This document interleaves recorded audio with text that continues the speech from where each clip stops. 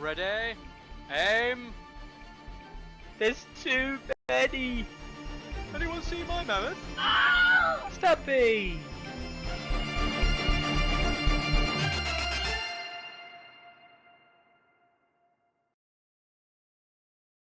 It's Monday! And this week I haven't screwed up all the settings. So, we're here. We hope. We hope. Let us know directly now in chat where you'll be like, oh no, the lag, and then you're all trolling us. Yeah. But no, hopefully it should be all good today. First things first, I saw a question in chat that I want to dive straight on top of straight away. Before we care about Carlo, we're going to jump straight into Top Gun tech. Can someone play TTS in a VR against somebody playing TTS in 2D? I have no idea. I assume Probably. so. Yeah. If it's running Maybe. it's running on a device, a computer of some type. I'm guessing so. Top Gun tech, let us know. Give it a try. See if it works. I don't know why you'd want to run TTS in VR, but okay. It's so that you can stand there and like move the trays and stuff around. Right? It almost like in a real person. But surely it'd be your favourite thing, right? Because it's like playing the game on the real tabletop, but you don't have to have the human interaction. It's not. Are you suggesting, Carlo, that VR isn't very good? You know what? I actually, not so long ago, had a go on an Oculus, and I was surprised at how immersive and good it was. So there you go. I wouldn't actually. VR is better than I thought it was, but I didn't think very much of it at all. It was a 0, and now it might get a 1. Is that what we're saying? Yeah, exactly. Yeah. Exactly. This is not Carlo painting scales. All right. So Carlo, how was your week anyway? Terrible. I have been very ill all weekend. So if I'm even more pale and even more disgusting than usual, then I apologize. Oh, I'm sorry about that. Yeah, that's never a good start, is it, to an episode? I feel ill. Yeah, obviously, for those of you who don't know, where have you been the last 24 hours? Carlo did play a game on stream against Dwan yesterday. It's recorded on the channel. Do check it out if you want to go see that game. Very interesting. A lot of people seem to enjoy it, those watching live. Bit of feedback, of course, from that, and shout out to Steve Butler. He said he prefers listening to players and kind of like their thoughts rather than having commentary-based games. Obviously, we're bringing back the commentary-based games in part because I'm the one who does them, and in part because I just wanted to see what it feels like again to do it, and I reminded myself that it's good fun, but it's better to do it with somebody. Just doing it alone is like the worst. So yeah, joined by Nicholas yesterday, and that was great. Obviously, Nicholas, one of the patrons, absolute legend, lovely guy, and good to talk to about the game as well. Carlo playing against Dwan. So yeah, there's some feedback though that we'll work on potentially in future things where we'll basically try and sit in by like having the audio available while potentially communicating about the game elsewhere, meaning you can hear potential commentators together while also hearing the players talking about their moves and what's actually going on the board to try and get like the clear both up. Obviously, in some cases, you're not going to hear what the players actually think because that requires basically them to be recording and them to be on the streaming side from the setup we have. It'd be interesting to have Carlo's feedback about his game and his choices. Well, that was something, Shakal. Nice to have you back on the channel. I met Shakal in France. Absolutely lovely guy. Spoke to us about some stuff that he'd love to see back on the channel, which is coming, by the way. It's in the works. Yeah, I don't know. I was going to throw it out there for yourself, Carlo. Is it something you potentially going to watch the game back and then potentially give your own thoughts in like a concluded manner, maybe, or not? I guess I could. I did. I watched a tiny bit back, just more to like see what was going on in the stream, see what you were talking about. To rinse our commentary. Yeah, exactly. Yeah, I mean, and honestly, I very quickly remembered that like there's huge amounts of time to fill when you're not talking or listening in on what the players are discussing. and stuff like that. I mean, like one point that I stopped on, like I was just contemplating whether or not I would use a panic token and what dice I would reroll. And like you and Enez are like, oh, and this, and oh wait, no, maybe, and so yeah, I think it's right. It's really hard to watch a game without any audio, actually understand what's going on. I think there is a real disconnect there, and it's quite a difficult process.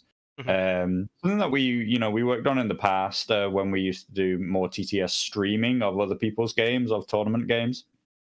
I think trying to get the right amount of like either the commentator can hear the players or everybody can hear the players, but like not being able to interfere and interrupt with them, and also to be able to give commentary over the top without just talking over the players and like having it be quite noisy is actually a really, really complicated proposition.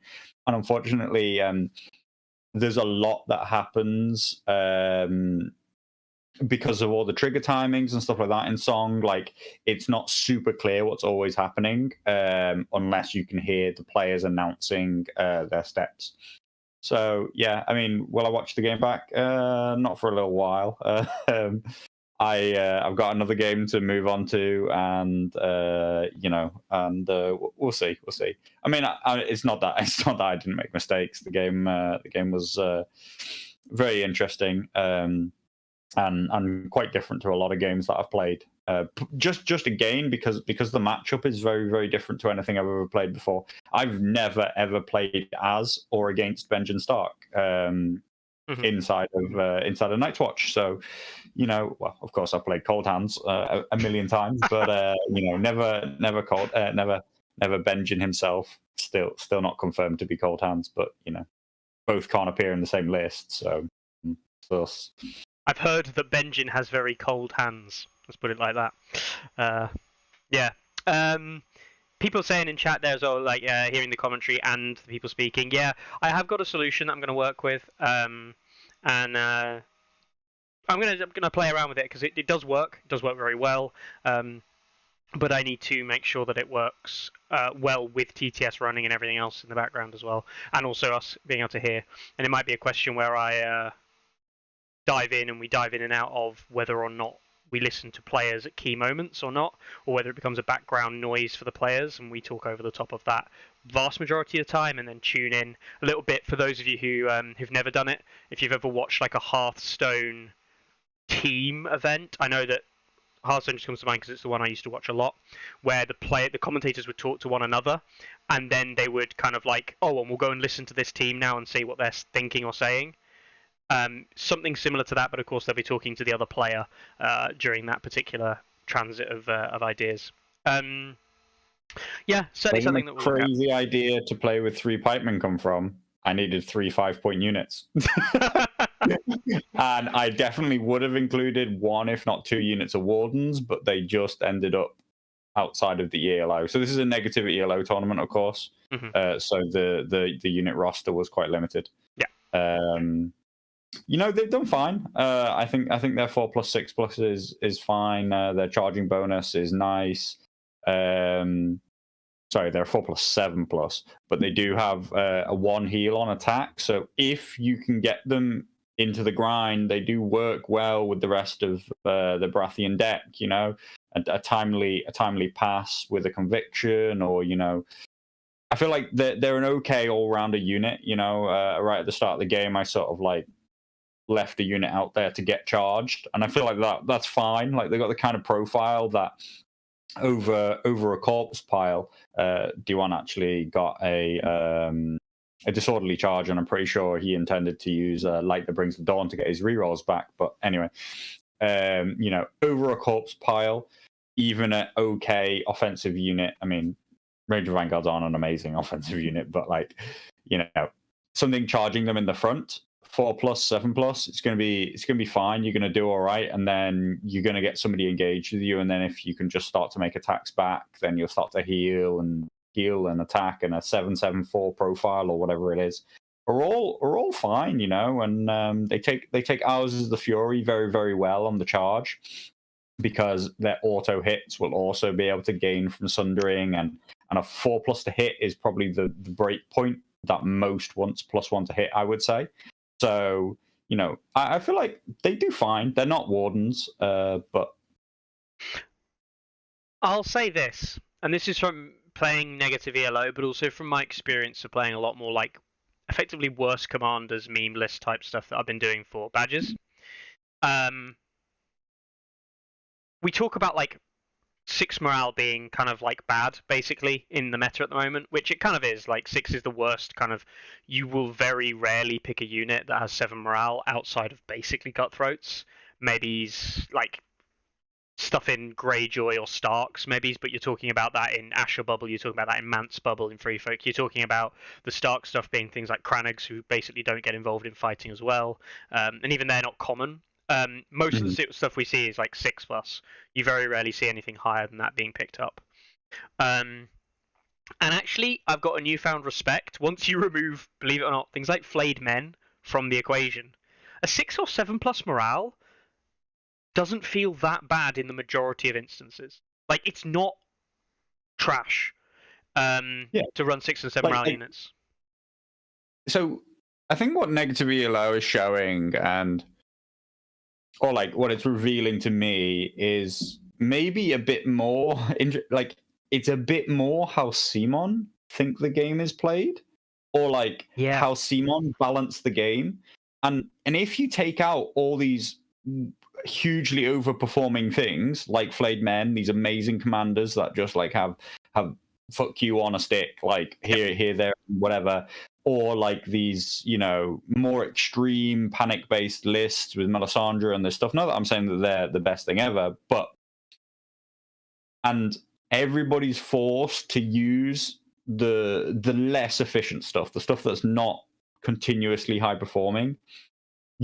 Those units, they do have value. They are good, but the thing is, and that's why obviously Simon tests them and think, yes, this unit's fine, because it gets tested into an incredibly tame set of playtesting, right? Like, I really still don't believe that there are any playtesters out there who are like ripping the game to shreds and just being like, what happens if I field 2 Flayed Men and this and that, and you know, like, can you beat it? Right? So, or, you know, like, what happens, you know, I'm not saying these are good, but like, what happens if I just field 10 units of trappers? Or like, what if I field 8 units of rate? Like, I don't think that the playtesters playtest like that. They put together these lists that are supposed to be, shall we say, not thematic, but like the way Simon expect you to build lists. Or maybe just lists that like they like the look of. Like, exactly. They like it, and they go, oh, that's thematic, or as you say, like, I like these units. And also almost definitely have this tendency towards the 7-8 activation breakpoint, right? Like, they probably run a lot of 5-2, 5 combat units, 2 NCUs, because again, that's like what Simon seemed to think like the game is going to be played at. And to be fair to them, when you first come to list building, that is probably what you naturally gravitate towards. That is what seems right. You even spend some points on attachments because they seem worthwhile, right? Yeah. But then when it comes down to it, there are more efficient things out there. And what that's doing is it's pushing these units into being bad choices. It's not that their stats are just terrible, that they're just overcosted, except Brigands, which we'll come to. You know, there are some outliers of things that are just terrible, but we move into this place where like basically 8-point infantry just can't exist, because why would you when you can be 8-point cavalry and like have so much more threat range? Why would you ever use 7+ morale units when they just become a massive thing that your opponent can exploit incredibly easily for very quick kills? And if you take those things out, then you start to see the value in everything else. Or at least the value in some other things. Not everything still has as much value as each other, but it is interesting to play in a way that I think much more that Simon balanced the game around. And but I do think it's interesting also that activations are still winning in even in this reduced field where almost all the 4-point options are taken out. 8 activations is still beating 7 activations very reliably in my experience. Yeah, definitely. Carl says they've talked about the most important thing is if the players have fun playing, balance, efficiency, and power level aren't the main goal. Okay, sure. Let's roll with that for a second, and we won't go into a whole discussion around that topic. But if that is the main goal to make it fun, why don't we have units like Bloody Mama Skirmishers, who are a kind of a fun unit? Why aren't they 6 morale? That would just make them a little bit more fun to play because they don't just instantly die, right? Surely that would achieve the goal of making them a bit more fun. So, like, I don't buy the argument that the making the game fun, because that's not how you develop stats. You don't just go, oh, I've got a 4+ here and a 5+ here and a 6+ here, and they're going to be 5 movement, and that unit's fun. Balance is fun, right? Like in my, like in my opinion, balance is fun. But of all the things that would be fun, of all the things, it would be if named characters were powerful. That too, They're just not. Attachments are underwhelmingly terrible, right? On almost all cases. So if what you're looking for is thematic and fun, you need to make the attachments overpowered, not the cheapest units in the game overpowered. So yeah, like, and maybe it'd just be different. Like I think it'd be interesting. People would lose their minds over expert duelist if attachments were really powerful. But yeah, and people lose their mind over expert duelist anyway. So I mean, let me say, Jameson with his comment there in chat. Nothing quite like the joy on a child's face Christmas morning when they unwrap their opponent's list and it's Mance. Yeah, that's obviously definitely a thing. How to murder a child in one easy step. Yeah, 100%. Like the thing is, like fun power level. Like fun is subjective. We talked about this before. I just think fun and power level are different things, but you can think of them in a similar way. In that, if you achieve balance, it is possible to be fun. I will say, I do think this is important. I do think a small amount of imbalance can create fun, because that's the fun stuff. Oh, it's great to use this because it's a bit powerful, and yeah, when it works, it's great. And there's nothing wrong with that. I mean, the 1.6 decks, for everyone except basically Baratheon, and maybe Targ, the 1.6 decks were fun to use. They were probably too strong, they were explosive, but they were fun to use because you could go, ha ha, boom, a unit's dead. I would say the word unbalanced is wrong there. I would use the word asymmetrical. Yes. So like it's very, very important that factions are asymmetrical, and that like there are some aggressive factions and there are some defensive factions and there's some counterplay factions, and that is enjoyable. One of the things they did when they reduced the strength of the faction decks in general, it wasn't actually flat out, but generally speaking, the faction decks all did come down in their power level. They had far less impactful cards. Is they reduced the asymmetricality between different factions, and that's one of the reasons why we see whether or not it's true, this discussion about like, hey, the best thing you can do is just put 2 flayed men and everything, because like your faction deck isn't having that big of an impact on what units are good, what things you should play, what style you should play. Whereas back in the day, like Starks were hyper mobile, hyper aggressive. So were Free Folk at the same time. They also had Swift, whatever. They just didn't have quite the same units to then actually deal that damage with. I feel like and way back when panic rules were totally different. Like Lannisters were hyper panic damage. Like there was so much panic damage there. Just Melisandre onto her crowns was like so much damage, right? And you had more extreme matchups, in my opinion, right? Yeah. Like than you do now.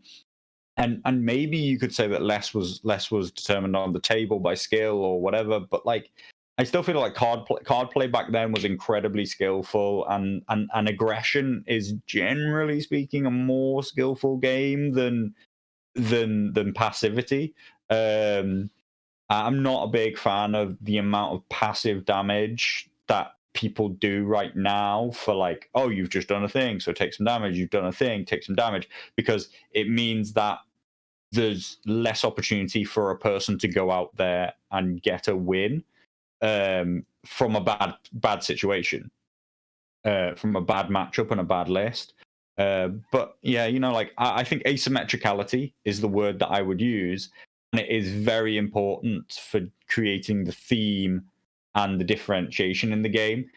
The difficulty is pairing asymmetricality, getting those different styles to work on roughly equal power level footings, because so what we had this issue in 1.6 where aggression was the only viable strategy, because the game was incredibly, like, it's just rule set, the way panic damage worked at the time, the way unit stats all were set up. Remember, like, practically everybody had 8 attacks and hit on 3s. Do you know what I mean? Like, it wasn't even that hard to get 10 attacks that hit on 3s or even 2s, like in certain cases. Right, 10 attacks that hit on just off like one tactic card, tactic card, 10 attacks hitting on 2s, and I have Sundering, right? Like and auto hits as well, or something, auto wounds. People were just blowing each other up, and so it was the ability to dive in and make really long charges and auto 6 charge, or make a maneuver before you charge, which were the premier strategies in the game, right? So the aggressive factions, the aggressive asymmetricality, and the movement-based asymmetricality was just the most powerful thing, because that was the most efficient strategy in the game. Now, I think they've done well to make more different things viable. Aggression is still sort of viable, particularly since they reduced commander scoring. But it does feel like it's swung a little bit far the other way, that like defense is quite strong in the game right now. Like, I find not loads of stuff dies in a lot of games. Definitely, I would tend to agree. All right, so we weren't going to talk about balance much to start off today, but obviously one of the big things here is going to be Martell. Martell is what we're going to talk about in about 5 minutes, if that. But we have to consider, I mean, Carlo, we'll make a statement very quickly about the rankings. Now, Martell are currently underneath Free Folk, but Martell and Free Folk have basically swapped positions multiple times in the last week, overtaking one another. Basically, for all that distinct matters, it doesn't really matter who's on top, but the fact that they're in the same ballpark and points in any given time. They've been within a point of each other basically the last week entirely. Martell's clearly showing that they can compete with the best. We can discuss, and I'm of the opinion that Mance still beats Martell's, so I think Mance will beat Martell's out in a competitive environment. But on the most part, that's not important. Martell's are smashing everybody else, it feels like. And they are putting a distance in that gap. We've seen rumours of it, and to some extent the Free Folk chat is old hat now, in that everybody knows and it's just a given, so people don't really talk about it anymore, and it's just, yeah, of course. But like, we're seeing people hate flayed men, which I think is just a thing because they see flayed men everywhere, which is fair enough. And the next thing they're seeing hate for is things like Harm and Ulla, in that they just don't want to see Ulla or Dora and NCU on the board. This isn't going to be a balanced discussion per se, but we see Doran, he's still not quite making it near the top. He's in the top 10 of NCUs. He is gaining, coming up the ranks slowly. Going to overtake Roos soon, and then it'll be a bit of a gap till Val, Sansa, Melisandre, and then a bigger gap to the likes of Pycelle, Wendy, and then let's not talk about Tycho Baelish. Especially Baelish, he's miles up there, and he will. I think Baelish will always be somewhere up there, just because of the rate of data that Baelish gets compared to Doran will be so much higher. Yeah, I mean, any comments on Martells briefly before we dive into looking at the new Martell stuff? Well, I mean, don't forget that the Martell faction ranking is a representation mostly of how strong. So it's a representation of how strong the one consistent feature throughout all Martell games is. And that is the faction deck, right? Yep. So, like, when you look at the faction ranking, it mostly says how powerful is this faction's deck. So when we look at it, I think a lot of people will like agree and accept that, like, you know, like Free Folk, because of the existence of Endless Horde, and you know, some other cards. There's Too Many, and other stuff like that, right? Like, was the premier deck in the game, and I have said for a while that I think deck wise, the Martell deck is crazy good, right? Like, there's barely a single card in it that isn't your opponent having to work around it, take certain zones, block certain zones, do certain things. Like, it's such a thing to consider at all times. Whereas most people's decks, you're thinking about one or two cards. With the Martells, it feels like you're considering 5 of their 7 cards at any given time. That people may get better at playing into it once they get more familiar. They may not. People may just get better at playing Martells. That is also possible. But that is a representation that the Martell deck is incredibly powerful, and that they must have a set of okay commanders, at least 1 or 2, who are seeing a lot of play, because it represents all Martells overall. And yeah, Harmonola, as we spoke about, is really possibly, you know, like, right up there. I think what's interesting is that it's a very different playstyle to Mance. It is very damage based, although it is again very defensive and counterplay with set for charge, taking the game late, using battle endurance and stuff like that. June tactics. Yeah. All the base deck stuff on top of Harmonola's kind of like long play strategy. But he's not the only commander that's doing well. You know, like Doran with Hota is also kind of like decent at times. Like, he at least gives a different look. So yeah, I think the faction, like I've said it a few times, I will be super interested to see how they do at LVO. Not that it's the only mark of the faction or whatever, but like, I don't think we've seen them in any open tournament play yet, right? Have we? Unless I'm wrong. The couple of smaller events, no large events except Poland, right? Poland is the largest event that's had them available, and play rate was very low, I think. I think it was literally like they were released like that week, right? Yeah. And a few people had them. So yeah, we haven't seen them in representing what we would consider a large event or an event of note. In a consistent kind of like evolved meta, to the point where, you know, LVO should be. I expect LVO, you know, in my opinion, there should be some meta Mance at LVO. There should be some on-point Night's Watch lists at LVO. There should be some Baratheon lists, which are, you know, top draw stuff at LVO. And as a result, I'm expecting at that point also to see some Martell lists, which are pushing top draw level, like Ulla lists or whatever that might be. And that will be the first time where we see it really go into that competition. Didn't somebody win? Didn't the person who won Thailand? They actually won with Ulla double flame men. Yeah, I believe it was Tobo Mott, who spends some time in the UK and some time over in Thailand.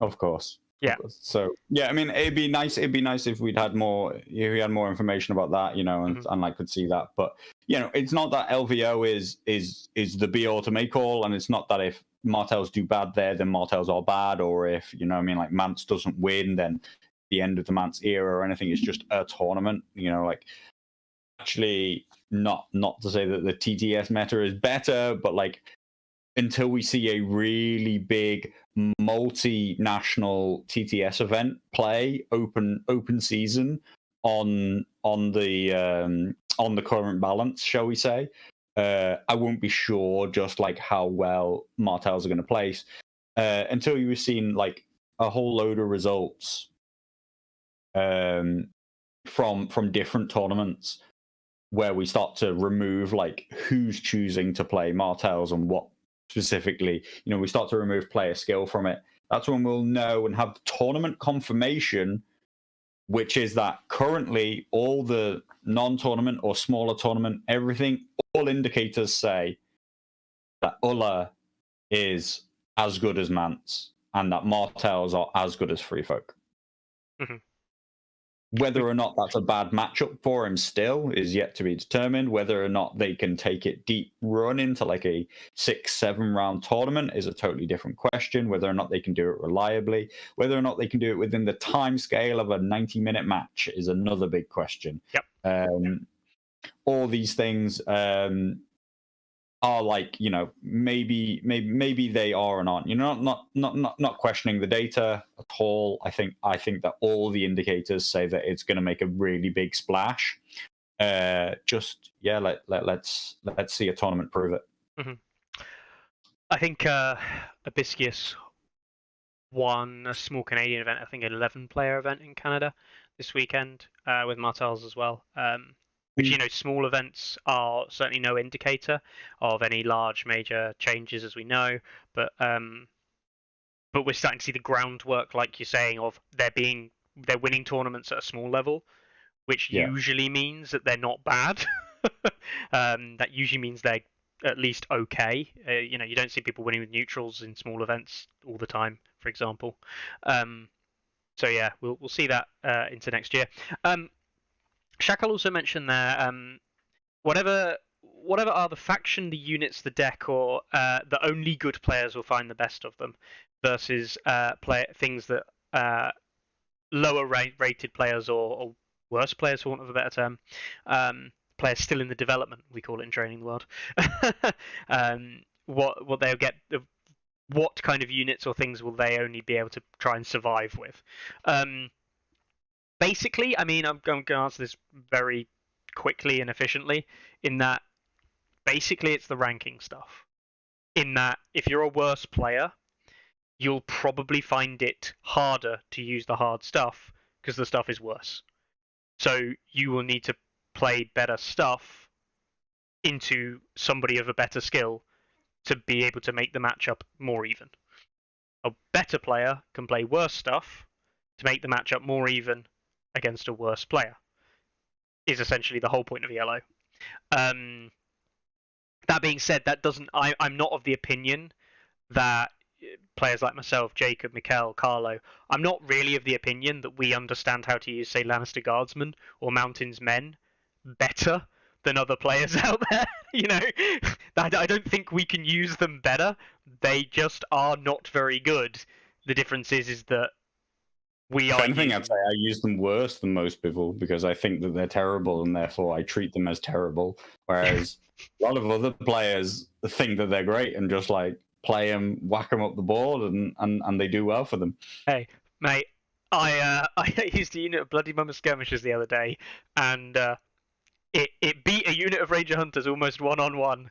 And I still think it was an absolutely terrible decision, and it should not have happened. But I believed. I had a game where I'm like, I believe you can pass up all your morale tests. This will be fine, and they did. If I fail any of those tests, I lose. So, dice game. Yeah.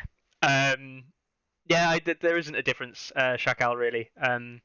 The difference purely is that some things are good and some things are bad, and bad things are not harder to use well necessarily, so much as the power level that they have is not as I won't say it's worse, but I'll say their power level isn't consistent, and because they don't have a consistent power level, they can't really be relied on in the same way, and that's the problem. So yeah, should we actually look at the Martells then? Yep, go on. So, got this lovely, absolutely lovely article by War Factory, which is I'm gonna say that I am actually glad that they have released an article on this, because it allows you to see the article, see the cards, and if this is what they're going to do for future stuff, because they know that they've kind of got a monopoly on the news of that, I'm absolutely fine with that. You know what? I am absolutely fine if War Factory feel that they can put out articles because they know that they're going to get it early. From a release perspective, they have this in hand. It's going to be released this week. This is equivalent. Well, they have a monopoly because Simon are not writing articles about the things that they know are coming out. Exactly, which is mental. So this is effectively our replacement Simon for now. So actually, thanks to War Factory. And I know that these things have been revealed a long time ago, and that's the next thing we wanted to discuss briefly, which is obviously Frontline Gaming did an article on these a long time ago. We didn't know that they were guaranteed stats, and as Carlo and myself basically said, like, you got to take everything with a pot of salt, not just a grain. And that isn't, saying that Carly didn't do great work writing the article and things like that. But you can never be certain, because it's not real product in real hands with real cards. However,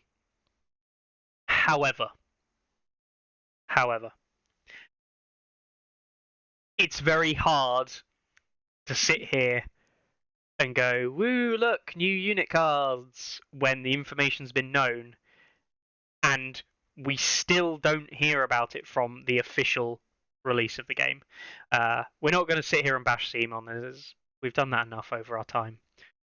But it is a bit tiring, and it's almost funny now that the official release of a unit is being done after they've already been spoiled, and after they've already had an official, inverted commas, an official store that represents Simon write an article on them. And you still don't even know, if you go on the CMON webpage, that these are coming out. These aren't even listed anywhere in CMON officially front-facing. I don't know. To me, these are new units. Not to say that I don't trust Carly. I don't trust any spoiler. So I literally had not bothered to fully read the rules that were on Frontline. And then when, we were talking about this just before we came on, I was like looking at these rules and I was like, oh, the cards are still in Polish, right? Like, you can translate all the text into English, but the cards are in Polish. And you said, yeah, but it's on Frontline. And I was like, oh, so Frontline is right? And you were like, yes. And that was the first point I realized that I hadn't actually even read Frontline. It wasn't like I was looking at these and going like, oh, that's probably the same rule as Frontline Gaming, right? Like, I literally was looking at these like, oh, I've never seen that before. Because to me, spoilers they don't mean anything. I do not believe it until I see a real card. Which is fair. And so, I think it's interesting news to me. That's which is surprising, but yeah, I think they are quite interesting units. So Stephen Newhouse, Stephen Stovetop, saying he'll have them in hand on Friday morning, which is great. Honestly, that's amazing, Stovetop. So I think he's telling us that. I think he's telling us that because if he gets them in hand Friday morning, he's going to have a fully set, painted up by Monday for 20 grand, right? That's the commitment he's going for there. I'm 90% sure. So, not to throw him under the pan or anything like that. June Vipers then. Yeah. I was about to say something. Oh well, doesn't matter. Oh, I'm sorry. June Vipers. Yeah, 6 points. Yeah. What we got? Counter attack and gang up. Counter attack and gang up. Gang up. Counter attack, gank, and they make unactivated enemies weakened or make everybody weakened. I believe it's just anybody. Oh, now I weakened. remembered what I was going to say. I tell you what's Inception, mind within mind things going on here. I think War Factory. This is where it gets weird. I think War Factory read Harley's article on Frontline Gaming because some of their text basically makes references to Carly's article. Either that or it's total coincidence. So when we move on to talk about the 6-point cavalry, who of course are actually called Outriders. Starfall Outriders, Carly specifically says they're so much better than Clegane Biggins at 7 points. And then the Polish specifically say, "Oh, I'm really sorry to everybody who plays Clegane Brigands," which seems like a funny thing for an official announcement. Obviously, it's not actually official. It's not a CMON announcement, but it's a very interesting thing for them to kind of come out and say. So it feels almost like the people with the official source have actually read the leak and decided what they're going to write about the official source based on what the leak said about the leaked releases. It's like mind-blowing levels of where the information is coming from. Either that or the entire world knows that Clegane Brigands are terrible at 7 points and feels the need to reference it continuously. I mean, I actually don't think that's unlikely. So yeah, they make on attack they make everyone weakened. I don't believe that there's a requirement for them to be unactivated. It is just straight up weaken on attack action. They have the counter strike and gang up, or as the lovely Google translation or the Outlook translation here of the Polish is team combat, which I prefer to gang up. Love a bit of team combat. Yeah, so 764 4+. The 4+ to hit is pretty savage on a 6+ unit, on a 6-point unit. Sorry, but like with everything else it's getting, I don't feel that that's a problem. It's on 6 move as well. Amazing. 4+, 6+ on a 6 move infantry unit to have a 4+, 6+. That's equivalent to sand skirmishers at 7. Pretty nice. Yeah. Hitting that 7 dice is great, but obviously not great in terms of the 4+. But the counter strike fine, the weakened great, and the gang up potentially great. So I feel like this unit fulfills its role, which is very defensive, to tie units up, and it fulfills it incredibly well, right? Whether or not that's a role you want fulfilled for 6 points, is to be determined. Whether or not you can get good use out of gang up, because you have paid off to a full point for it, and it is worth it if you can get that. You'll suddenly be 8 dice hitting on 3s, which was a very respectable profile if they charge somebody already engaged, or giving that off to somebody else who charges in later. With these guys having gone in first, knowing that you're going to be able to give that weakened, and that like your 4+, 6+ is actually, we're not talking Greyjoy trappers here, right? Like, we're not talking, what are they? Are they a 6+, 8+? Whatever it is, right? Paper thin. Yeah. That's what you get for 4 points, but for 6 points, you actually get a unit that can handle itself. It's just not putting out wild amounts of damage, but it is putting out annoying stuff. It's putting out counterattack. It's putting out weakened tokens, and it's going to be not an easy unit to take on for 6 points, I think, if you can get it working for you right. I will say though that what's quite key here for me, and actually I will say this way more than 1.6 in 2021, a number which I don't think we give quite enough credit for here is that second rank attack profile number, because second rank happens a lot more now than it used to, and it being 764, that Dryce drop off is really not bad, and that key 6 being in matters hugely for the Spearlord, putting the profile an 876 for a 7-point unit. That is arguably better. Okay, it's the 4+ to hit, but that is arguably better than a lot of other attack profiles are coming in at in terms of raw numbers. Yeah. Now, obviously, that is a 7-point unit with the Spearlord attachment. You know, it is an investment, but that doesn't feel like a terrible one. Like, it doesn't feel like a bad investment for an attachment, and that's like the opposite of basically every attachment ever, right? It always feels like a bad investment first of all, and you have to make it work rather than feeling good. Yeah, I think what's interesting is that in a one-on-one fight, I don't think many units in the 6-point category are just going to be able to like beat these guys, right? Yep. And then the tech value of gang up as well. Like I wouldn't pick it up myself. Like I'm not a big fan of gang up, but the fact that it has gang up means that when you move out of one-on-one, when we're talking about being able to get 2 units into whatever target they're on, they're now just winning, right? They're just winning by engaging and then like letting some, either, as we're about to see, some very fast either light or heavy cavalry then smash into them. These guys tie up first. And I think that all of that on a 6-point package, when the faction is mostly been quite saturated around the 7 and the 5, it feels. We see a lot of spearmen at 5. We see a lot of Royal Guard and even Sand Skirmishers, right? At 7. We haven't seen a lot of the Dervishes. Not that I think they're terrible, but these are a very different unit.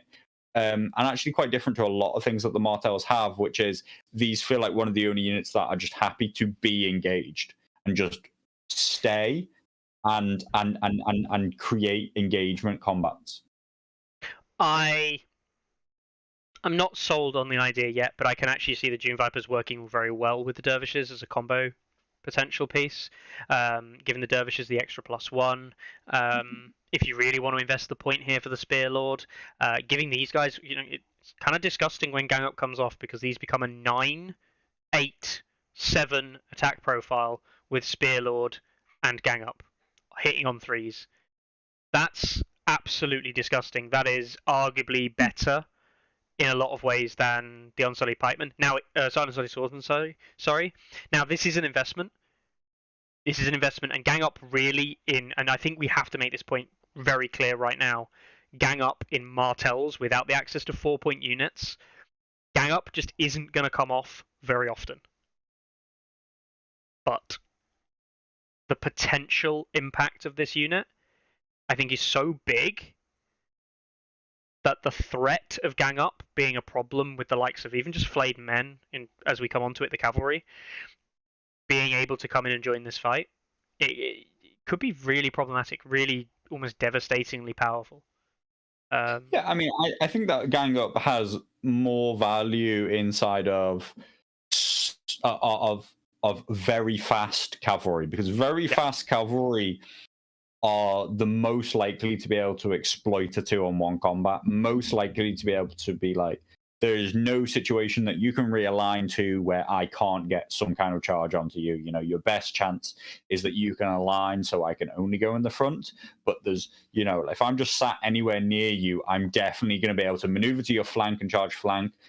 Now, I'm not, of course, other units, terrain, stuff like that can block, right? But I think that fast cavalry are one of your best ways to get that 2-on-1 combat and to threaten that 2-on-1 combat at any given time, forcing your opponent to want to retreat.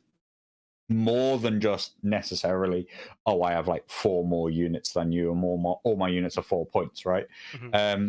So I think that we'll see where they end up, but I think that they have a real place. I'm not so sold on their attack profile. Even you keep talking about this Spearlord. I think even if we're going to like using the Gang Up and we're talking about a 9 attacks on 3s, like we've got no keywords, and unless I'm missing something, like there's not wildly easy access to keywords. There is Nymera. Okay, well, yeah, okay, right. There is battle endurance, but everything wants to have battle endurance. Oh, sure. Well, maybe if you use Starfall Knights, you're less be less caring about battle endurance onto the knights because they already come with sundering and stuff like that. But yeah, I mean, I don't rely on battle endurance myself as a source of keywords. There is Nymeria, right? She can give crit blow and something else. Crit blow and Or am I vicious. thinking about? Yeah, but without easy access to sundering and stuff like that, I'd much rather have like a 7 or 8 attack profile with sundering before I had a 9 attack profile with no keywords, right? Yeah, like I just think that this unit actually probably will fulfill its role, which is to tie things up very well. The question is whether or not people, lists, and the Martells want that right now. Yeah. I guess my last point for me is I can see this unit working very well with Doran. Not Doran. Oberyn. Not necessarily with Oberyn in this unit, but the ability to give disorderly charges and vulnerable tokens out, which pushes their potential damage a lot higher. The counter assault, the disorderly charge. I'm not saying superior positioning is a good card. It isn't. It's a terrible card. But the fact that you have counter attack on a unit like this is like, it makes that disorderly charge just a little bit less palatable. You don't have to think about it. You start giving -1s to hit from rising temperatures, -1s to hit from Oberyn's exhaustion. Like, all of a sudden, this unit becomes very difficult to want to hit. And if you don't hit it, it hits you. You're now engaged with it and you're weakened. This is a unit you will retreat from the rest of the game. And that makes this a unit which I can imagine a lot of players struggling against. A lot of players will have to really think about how they deal with this unit. Yeah, Stovetop is nice. Yeah, there's some interesting thoughts. I mean, Stovetop wishes there were 5 with something lost. I mean, like, I think, like, we always sort of wish that. I don't know what they would lose to become 5 if you. Well, I think that's an overpowered unit, right? Like, probably, yeah. I think, you're right. Like, that's the problem, right? Like, yeah.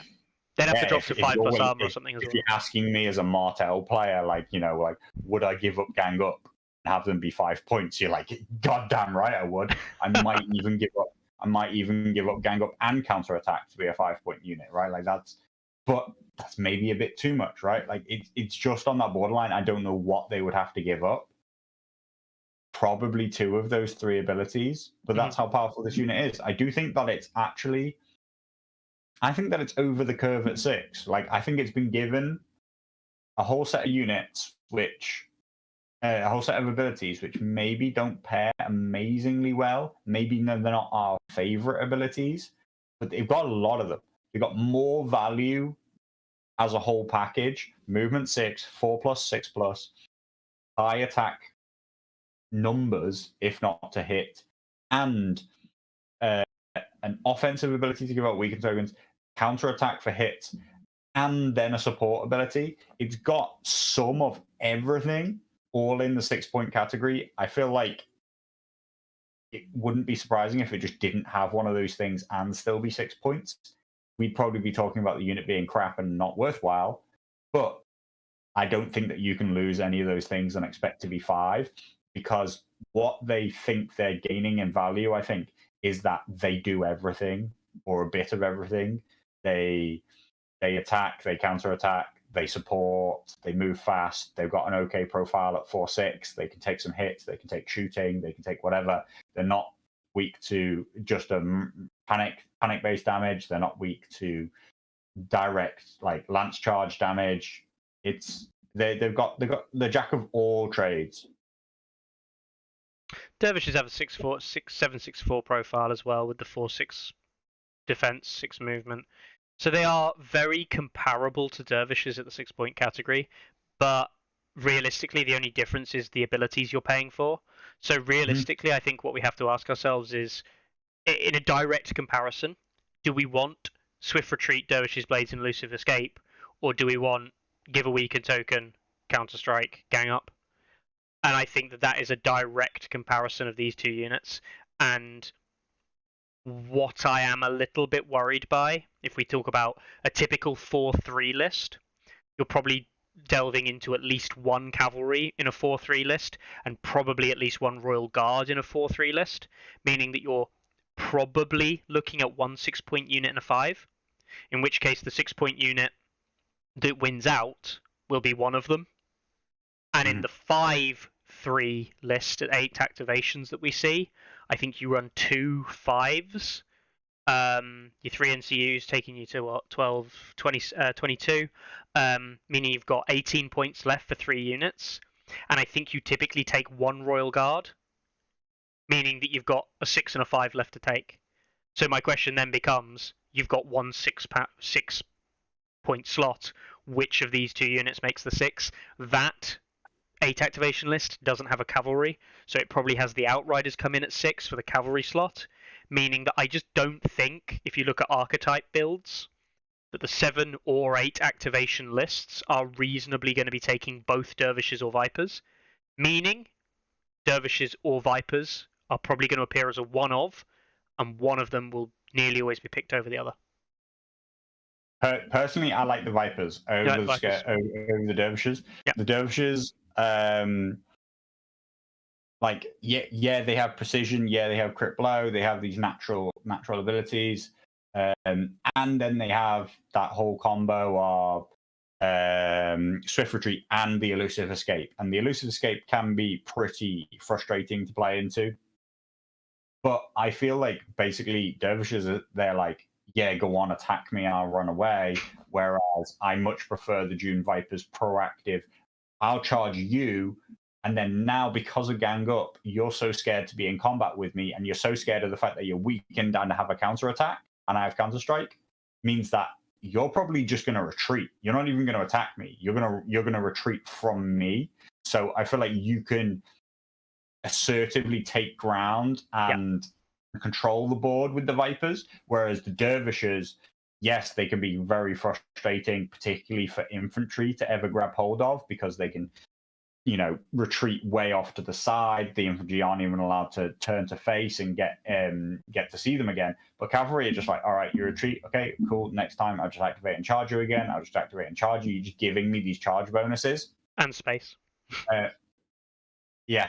And but the Dune Vipers instead can lock down powerful units, lock down units that are higher point categories than themselves, and cause threats offensively.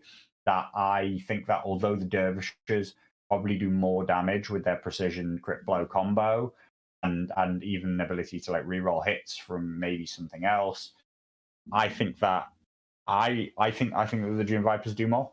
And so I would play them. Yeah. I like their role more than I like the role of the Dervishes. I agree. Something that I've been talking about a lot in the games I play on TTS. Kind of like one of the things that I try and do a lot more in those kind of games is highlight just the effectiveness of being able to push your opponent, projecting threat and projecting kind of like dominance of board space, because board space and board control in terms of how much space you have compared to your opponent and how much of the dead space in between you is more dominated by your projection than your opponent's projection. And this unit has a good projection, especially at the 6th move. The projection of this unit is really good. Of course, as we have seen throughout Martells, and the solid, real kind of like underlying factor is that they've got no ranged protection.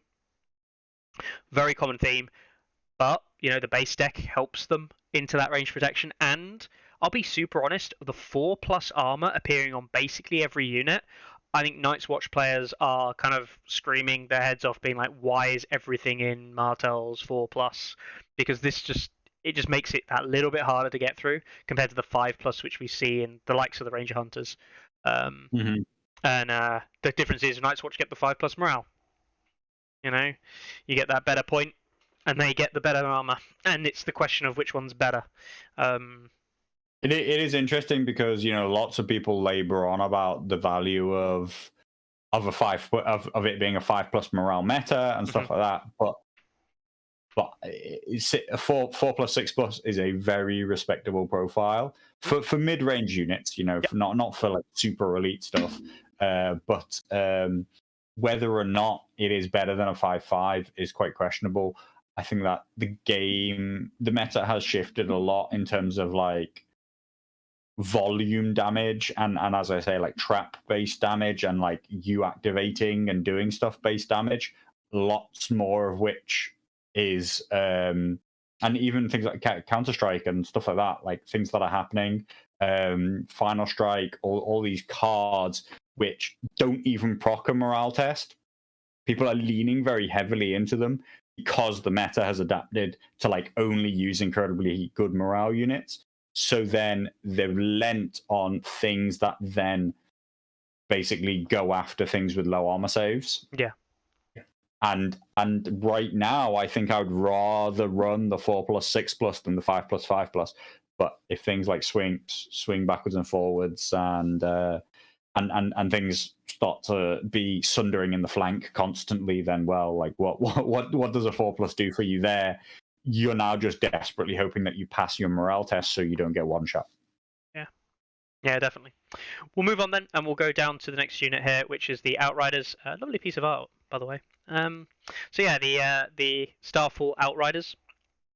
Again, I'm not going to pronounce any of these units in Polish because first of all, I can't speak Polish, and second of all, I really can't speak Polish. Right, so 6-point unit coming in with cavalry at 6 move, light cavalry.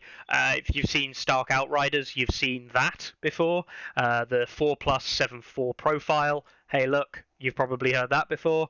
The 5+, 6+, so Martell's leaning away from the armor in their cavalry. This is more akin to Riders of Highgarden in that sense. Riders of Highgarden, of course, being a 6/4, but with the lance rule, these guys have crit blow instead as a base attack ability, and they also come with Rally Cry for healing 2 wounds. Now, I am going to say this straight up. I do think that people all the time overrate Rally Cry. All the time.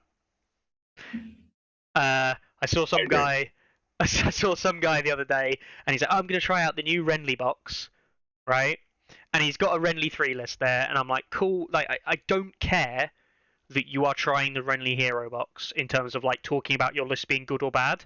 I'm not assessing it whether it's good or bad. What I am doing is I'm assessing your list to see what of the new stuff have you included. And he's got Renly Heroes 3. He's got Brienne because he wants not even the old Brienne, not even the new Brienne, because he wants to get those cycle charges off with Renly. Fair enough. And then the one Kingsguard or Rainbow Guard attachment he's running is 1 point Palm and Crane with Rally Cry. And I'm like, surely if you're going to test the stuff, you'd test any of the other 1 point attachments that you may have access to, like Taunt or something. I don't know. Whereas you've just gone for something that you could have taken in a neutral attachment anyway in Cavalry. What you've done is not innovative. It's not out of the box interesting. And it was kind of these things like, and it's not a digging at this player at all. You know, not a very experienced player, wants to play his toys, good on him.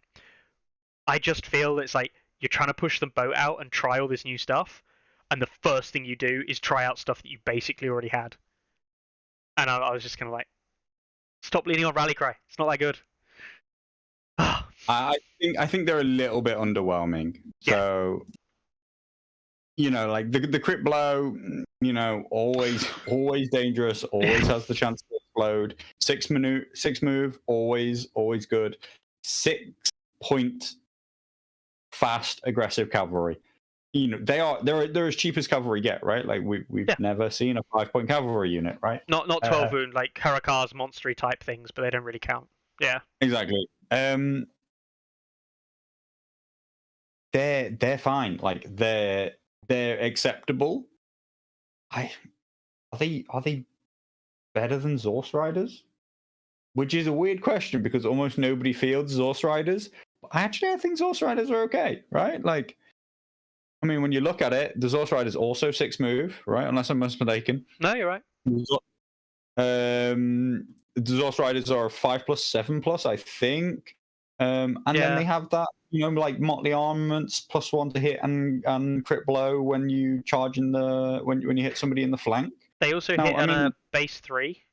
They can trade the crit blow and the +1 dice for turning off abilities.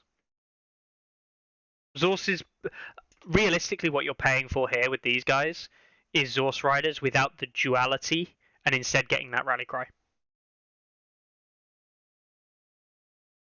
And I don't think it's worth it.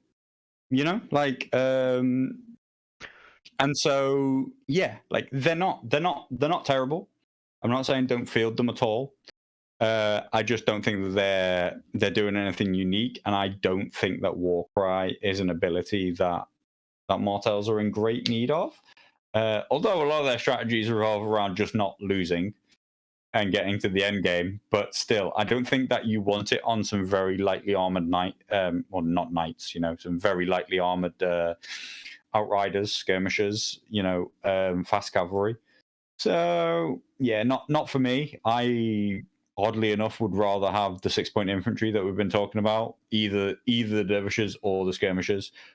Really, I'd just like to save the points and take some very impactful cavalry in the 7 or 8-point category instead. Yeah, definitely. Is there anything else you want to say about these guys?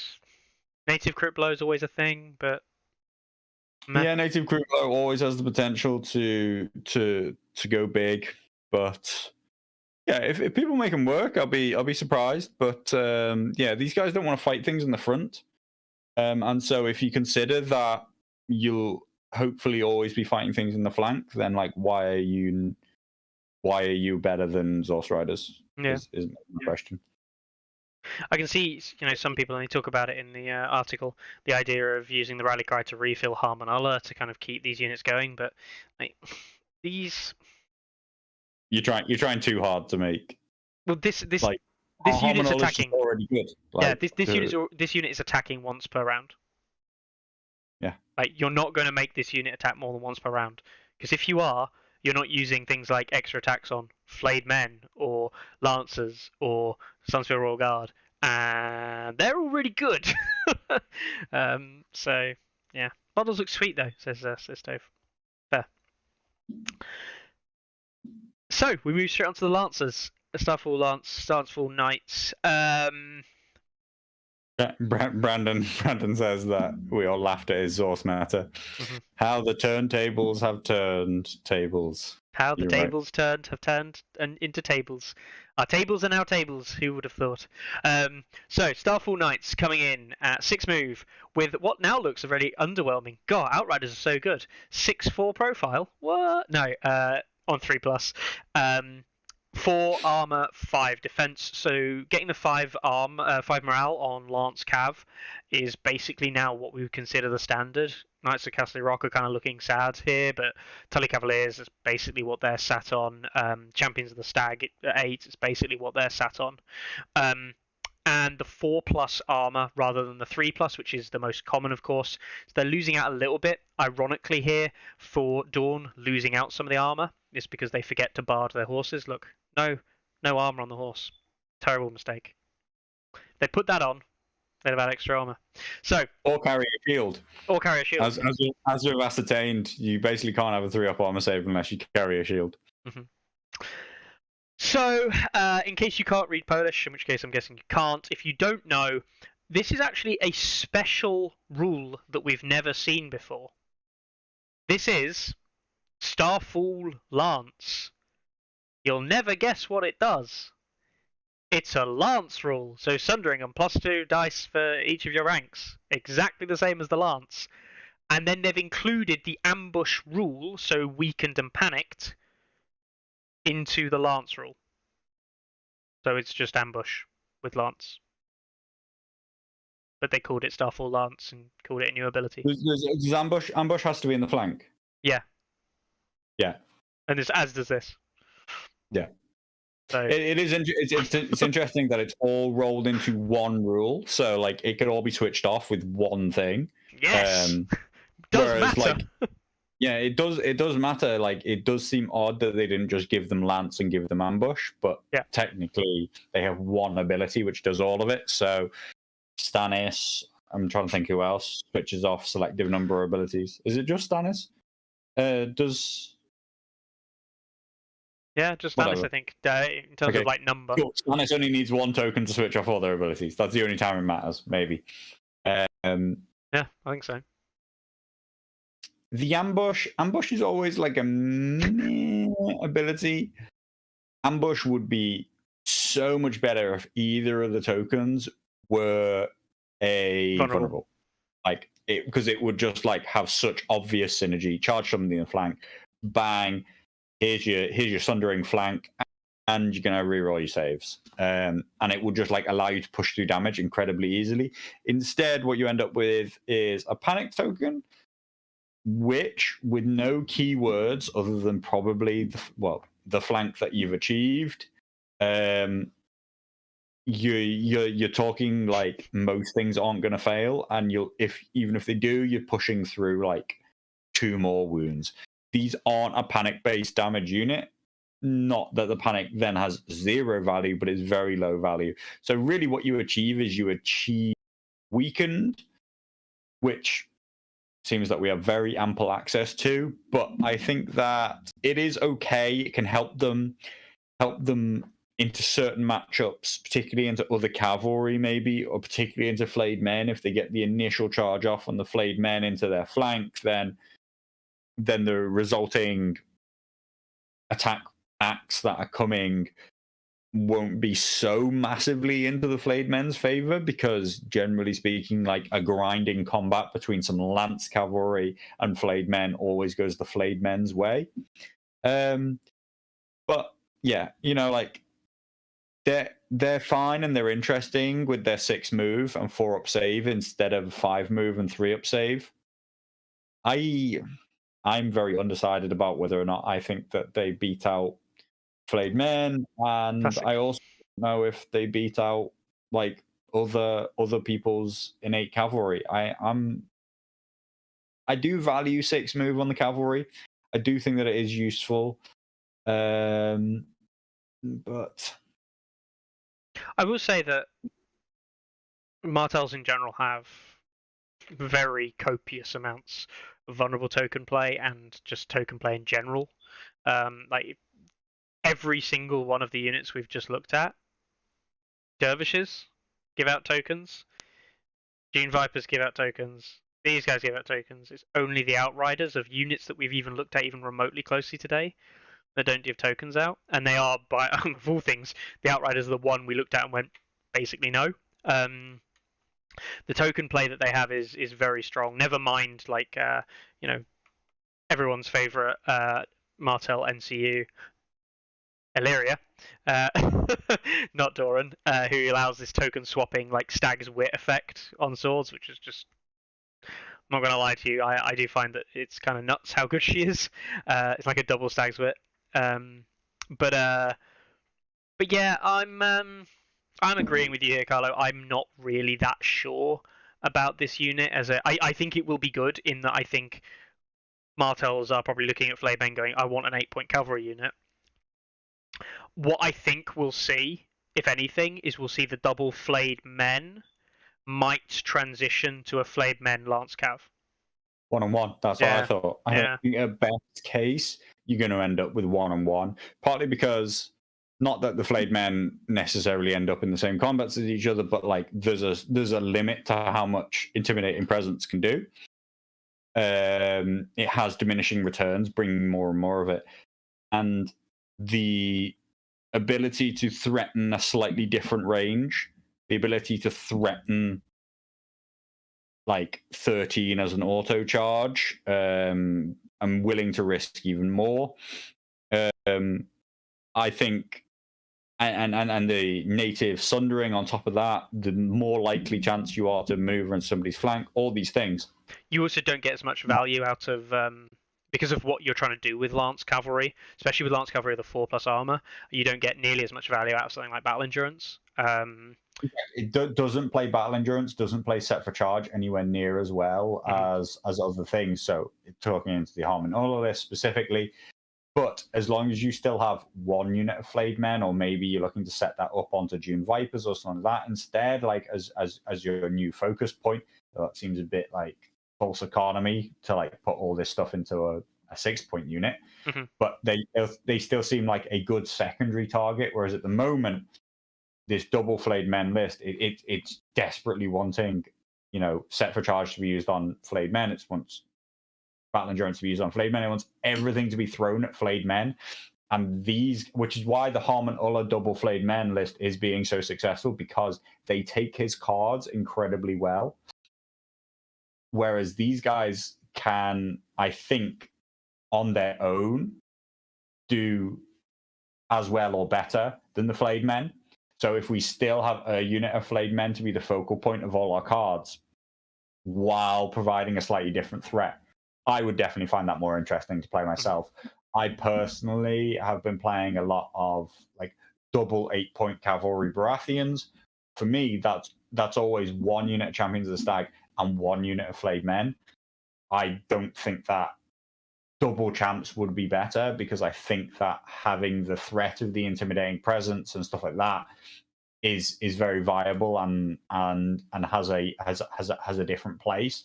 And I like the dual cavalry being different cavalry, as long as you can get them into the right matchups, which isn't always, like guaranteed at all, particularly if you're playing the lower activation list. But when you're playing 6-move cavalry, we'd hope we'd get them to the right place on the battlefield. Yeah, I talk a lot about deployment in games now as well, but like, deploying 6-move cav relatively near the center of the board, which feels really odd when you consider it, but some game modes you want an infantry unit near the center because you want to claim the middle objective or something like that. But like, you don't care if your 6-move cavalry are like one in from the center at that point, because on round 1, that 18-inch maneuver can be used to pull them to one side of the board or the other board flank, and then it's like, oh, but you could have deployed them over to start there. And go, yeah, I could have done, but then I wouldn't have been able to reach that flank if I deployed on that flank. Like, it actually ends up being a better option to commit your cavalry in round 1 rather than in the deployment phase, in terms of which angle and where they're going, and it gives the opponent less option to counter it with their own deployment and their own game plans.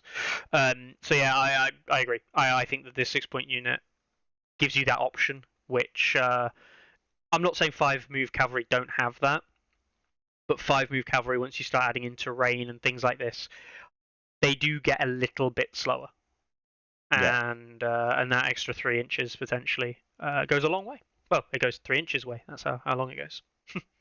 So yeah, I hope these guys see play. I am always pro a faction's internal unit being more viable than just a neutral alternative, which is why like I instantly compare the Outriders to Zorse Riders and say, like, are you doing the same job and are you doing it better? These guys are doing nearly the same job. It is questionable whether or not flayed men are performing the same job as Lance Cavalry. Really, they're performing the same job as Champions of the Stag, which is grind cavalry most of the time. I'm gonna get punched and hit you back. Yeah, exactly. I'm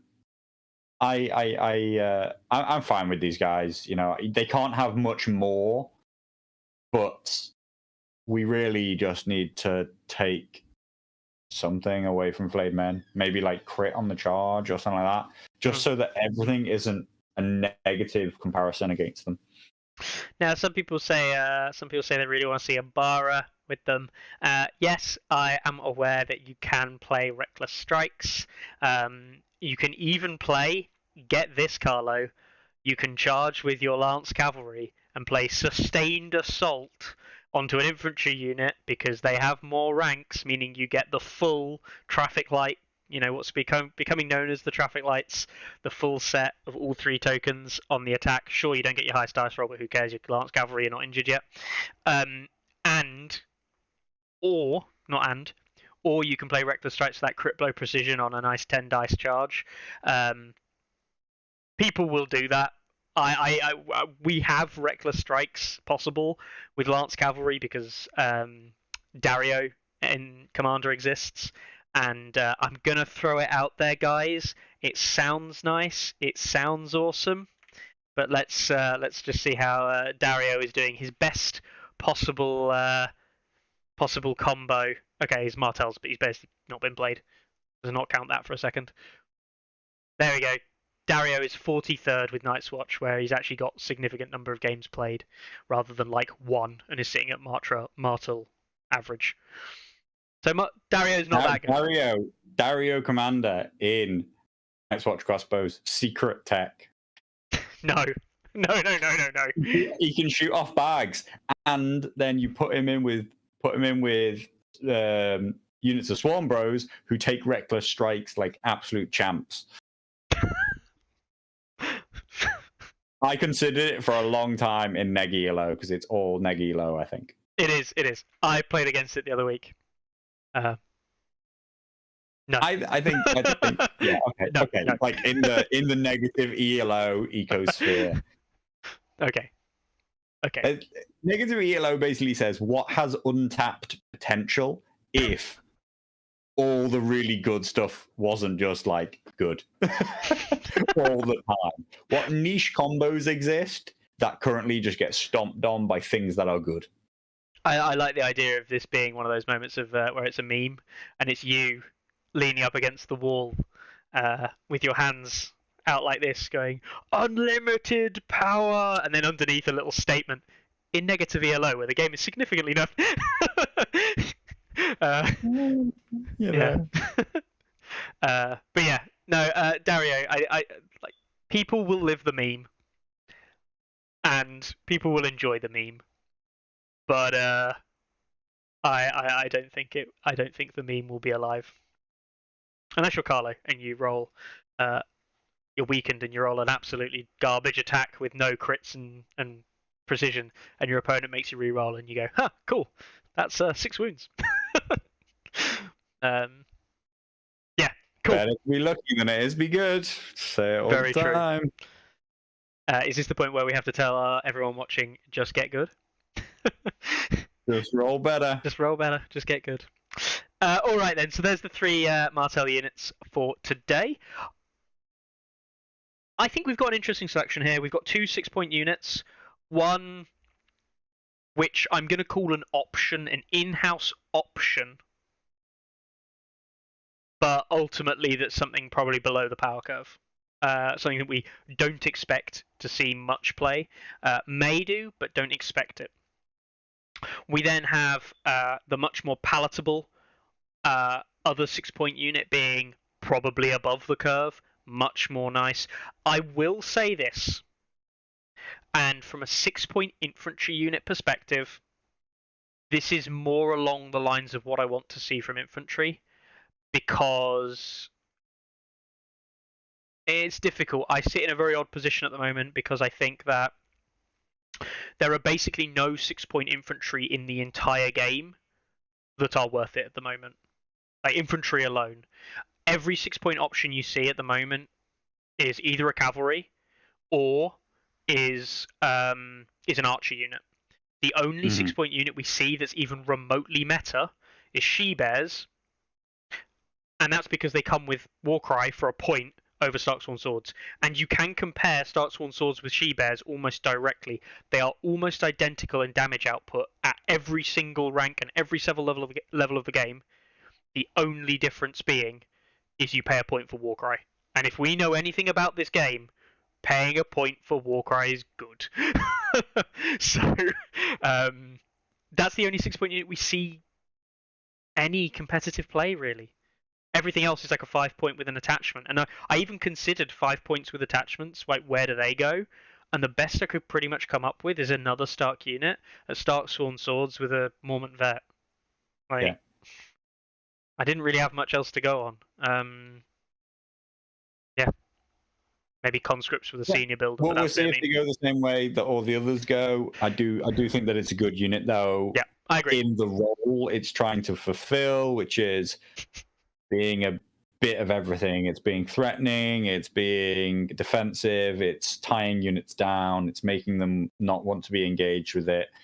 And so yeah, like if it can do that to a higher point unit than itself, if it can tie up something more valuable than itself, and that's where 6-point units generally fall down, which is generally speaking 6-point units, infantry units, they're getting tied down by 5-point infantry units, and then that 1 point is being utilized somewhere else to have some really aggressive cavalry come in, make the smash and grabs, and start to win the game. Or it's buying some really powerful NCU, which is going to get you a big effect, or whatever it is.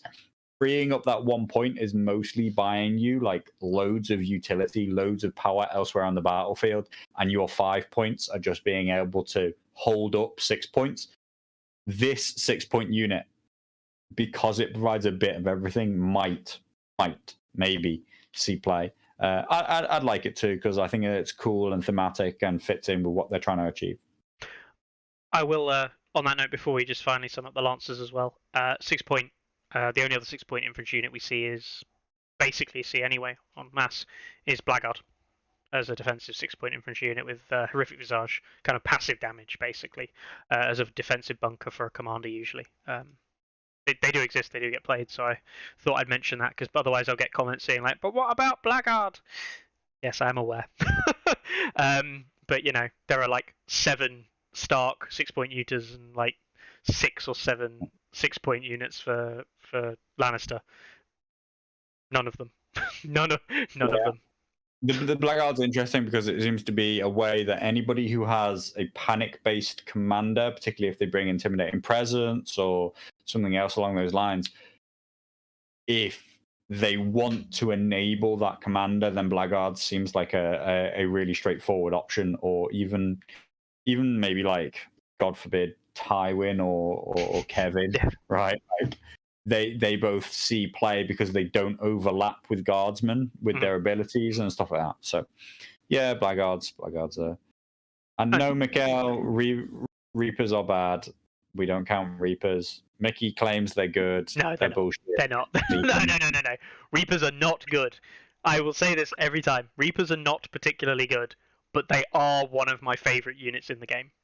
I love them aesthetically. I was saying this to Carl on Friday actually at the club. They're one of the nicest units to put on the board. They look dangerous. I love the Bardishas. I love the cloaks. I actually think they look arguably better than Silence Men and like scarier than Silence Men. I think Silence Men look a bit tame. They Yeah, look a bit boring. exactly. They're not doing enough with their axes, or like their axes, like the curved blades are just way cooler than the Silence Men axe. But yeah, then that just because they're my favorite unit doesn't make them good. I can separate the two. And yeah, Outriders at 8 points, comparable but probably slightly fall short of Flayed Men. But you know, the age-old discussion that everyone always has, and it doesn't really matter, of do Flayed Men and Lance Cavalry fulfill different roles? And the answer is yes, they probably do, but also they never seem to. Cool. Right then. Overall, I think it's a decent release. I don't. There's no real established Martell meta yet. So does it shake up the Martell meta? Well, yes, because it still hasn't even like found its full footing yet. Mm-hmm. I think all 3 units will see some play. I think that all of them are limited. I don't think any of them are going to be really, really faction defining. I think the faction defining stuff is already out there, and mostly it's its deck, and the value that Martell Spearman, for example, can bring as a 5 point unit which doesn't lose to other stuff but brings support elements is very interesting. I can see a list. Imagine the dervishes here are Sand Dune Vipers. I can imagine this being a pretty nasty. This is kind of similar to what Jacob runs as a 8 activation Martell list. The Vipers coming in instead of the Sunspear dervishes, comboing with the House Bolton Cutthroats. You do not want to be charged by House Bolton Cutthroats into a double activation, like gang up with the rerolls and vulnerable on the second attack.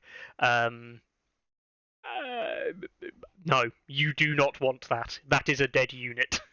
8 dice on 2s from a 5 point unit is not something you want to deal with. I'm not suggesting here that gang up is the bee's knees, but in an 8 versus 8 meta, you might really struggle to stop this being a thing.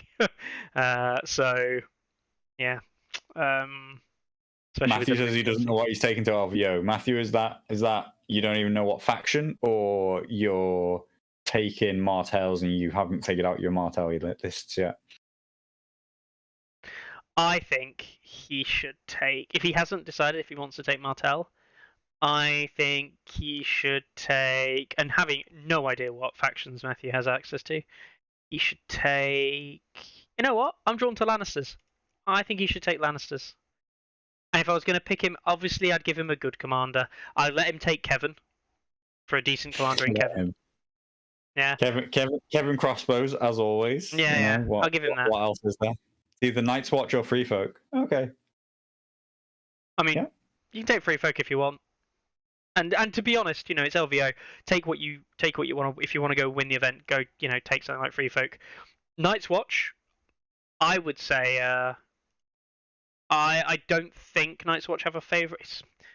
I actually did the maths on this last night, right? Because somebody said, yeah.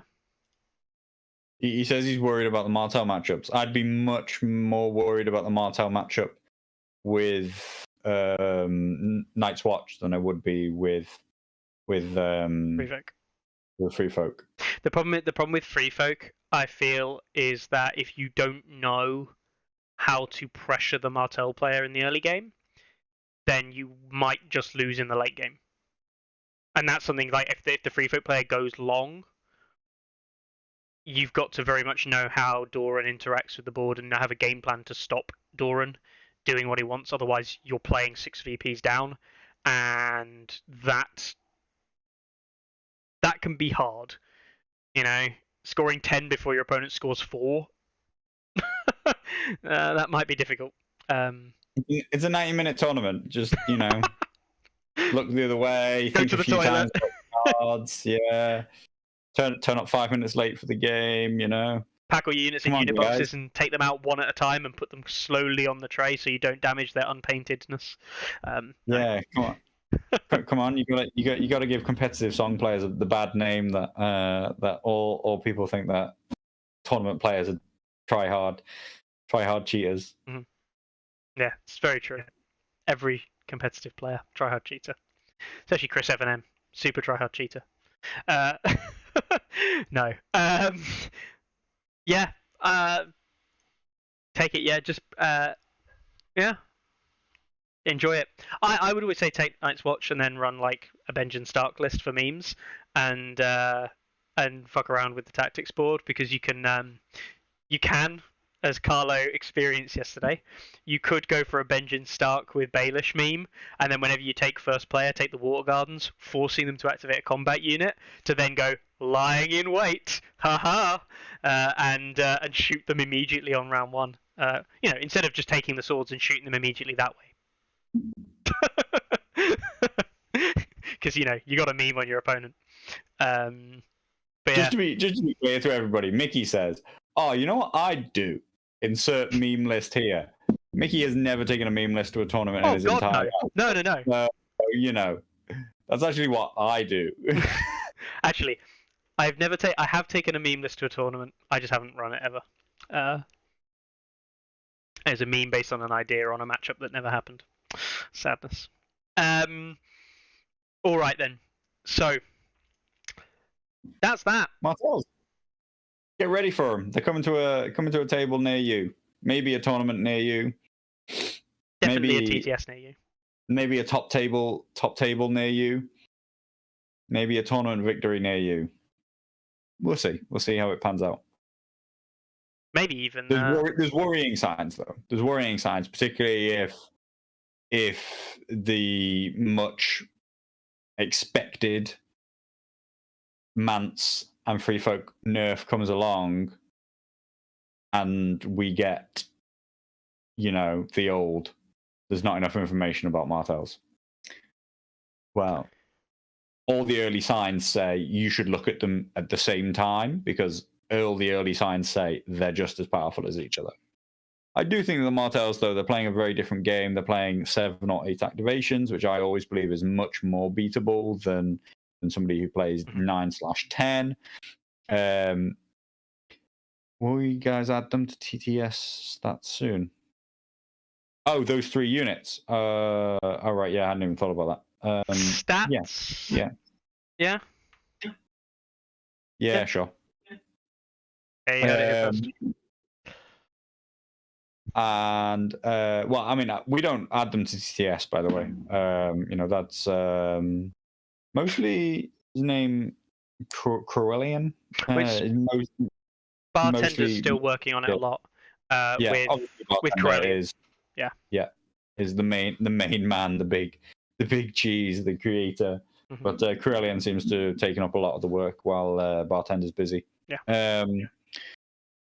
But yeah, maybe. But anyway, I do think that Martell's playing at 7-8 and possibly having high reliance on certain NCUs means that they're playing in. There are chances with Intrigue and Subterfuge. There are chances with Wildling Diplomacy. There are chances with Olenna.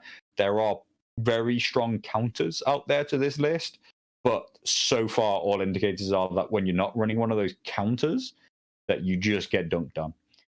And their deck is hyper efficient, which is actually really what we've seen, and is the long-term issue, because no matter what they do to the units, as long as there are good neutrals out there, as long as there are a couple of good commanders, as long as these cards still exist as their base deck, I don't think we're going to see them change within the next year. So I think you're just going to have to get used to what the neutrals bring to the table. What the Martells bring to the table. Yeah. Very much so. Very, very much so. All right. On to the second topic today. Shout out to Dean, who recommended this as a topic of discussion for the great content that we make on this channel. And as you know, Carlo, Dean never says anything of any real sense or logic. Shout out to Dean, actually. Online, yeah. Little finger on the Discords. He's finally got TTS. He's been playing a lot more. He has, and I'm really glad because Dean is an active player on TTS. Is nice to see. But the thing that Dean wanted us to discuss was the internet browser tab meta. I currently have something like 110 tabs open. Carlo, how are you doing on yours? Two. Okay. I am on the opposite end of the spectrum. Mm-hmm. I close every tab continuously. I cannot deal with having superfluous tags open. Mm-hmm. I'm glad that we're both on the spectrum, though. That does make me feel a lot better. Right. So there's Dean's little bit for this week. What else do we have to discuss? There was one other thing, and I can't remember what it was, so it clearly wasn't that important. As it turns out, it's like super important thing that we were actually asked to discuss. Oh, no, I've completely forgotten. I thought I knew it. Great. I've completely forgotten. Great content. Bye. No, the other thing was talking about events. Thailand came up and went, and we did hear about Thailand last week. Mentioned it earlier today. Tobo Mott, I believe, was the winner with his Martells. Great, obviously great. There were some slightly dodgy lists in there, as far as we can tell. That was a great like zero NCU list. Yeah. 0 NCUs, so I think five combat activation Baratheons. Which, hey, love it. Love to see it, even though I would probably never play it. So yeah, that happened, but also we had some other events kicking off and around and about, kind of, when it loads up, some other things that we haven't looked through the Hall of Champions in a long time, but we have started to say a couple of Martell wins, but we've seen there's a few. Yeah. Yeah. And 3 of the last 6. What was that? 3 of the last 6. Oh yeah, Martell's 3 of the last 6. Yeah. Scary, isn't it? There you go. So yeah, Jacob winning down in a small event down in Chelmsford at the Chelmsford Bunker. We've got lots of names, but I will say this again, right? People talk about plagues on the meta and everything like this, and we can discuss whether or not things are being run, if it's all the same. But you've got to look at this list still and see that the variation, which we haven't talked about in tournament wins, is still superb. Mm-hmm. Like, on the most part, the strongest player in your area is going to be the one winning events. You know, there are very rarely kind of like massive deviations from that, and if they are, it's like the second or third strongest player in that particular area who's running a particular counter list or something that might be, you know, a little bit stronger that month, week, whatever. But there are two sigils that are distinctly lacking predominantly. There are a couple on there that we see every now and then. Lots of yellow, lots of red, through the guise of both Targ to some extent and Lannister. Night's Watch, Baratheon, all good. Free Folk getting their wins in, and Martell's getting their wins in. But Starks and Greyjoys, just they're in there, but they're just a little bit Rare. sad. I mean, neutral are technically in there. There have been neutral wins, but I'm gone pretty. I was only counting factions, Carlo. Yeah, I've gone pretty far, and I can't find one. Yeah, I mean. Oh, here we go. Yeah, last one that I see. Oh, Slavek. Slavek won a 6-person tournament. Nice one. Way to prop up the faction there, Slavek. This is probably like 2 weeks ago now, according to the number of events we have on stats. But yeah, I mean, neutrals, Greyjoys, Starks. You know, you play Greyjoys. You haven't played Starks in this edition. As far as I'm aware, you played against a lot of Starks because Dan, of course, down the local club, was up until very recently a Stark main, and he traded his Starks in to have a much more fun time playing neutrals. Man loves to be the punching bag. Well, as always, they look beautiful. They do look beautiful. That is true. Yeah. But yeah, I mean, obviously we are getting close to, and I use this term very loosely, Carlo, we are getting close to talk and the potential. You know, are we going to see a, inverted commas, Christmas gift from CMON being the announcement or perhaps teasing of a new patch? I really hope they don't tease it, because I think that will kill enthusiasm for a lot of people, like it has done previously, which, you know, both me and yourself don't want, and I don't think the community wants that. But we are getting close to a balanced patch.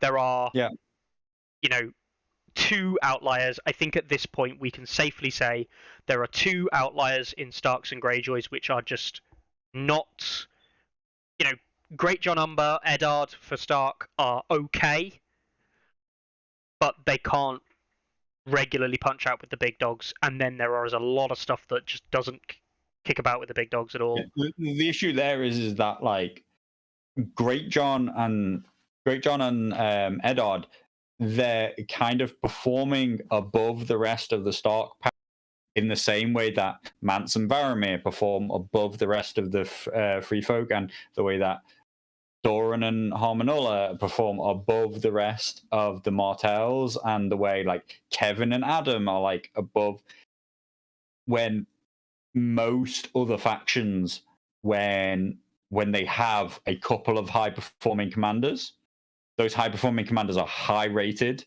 and they're tournament contenders, right? Like if you bring the best things in your faction, but you bring them, and we're still not really talking about. We're talking about, okay, now you can roll with everybody else's decent stuff.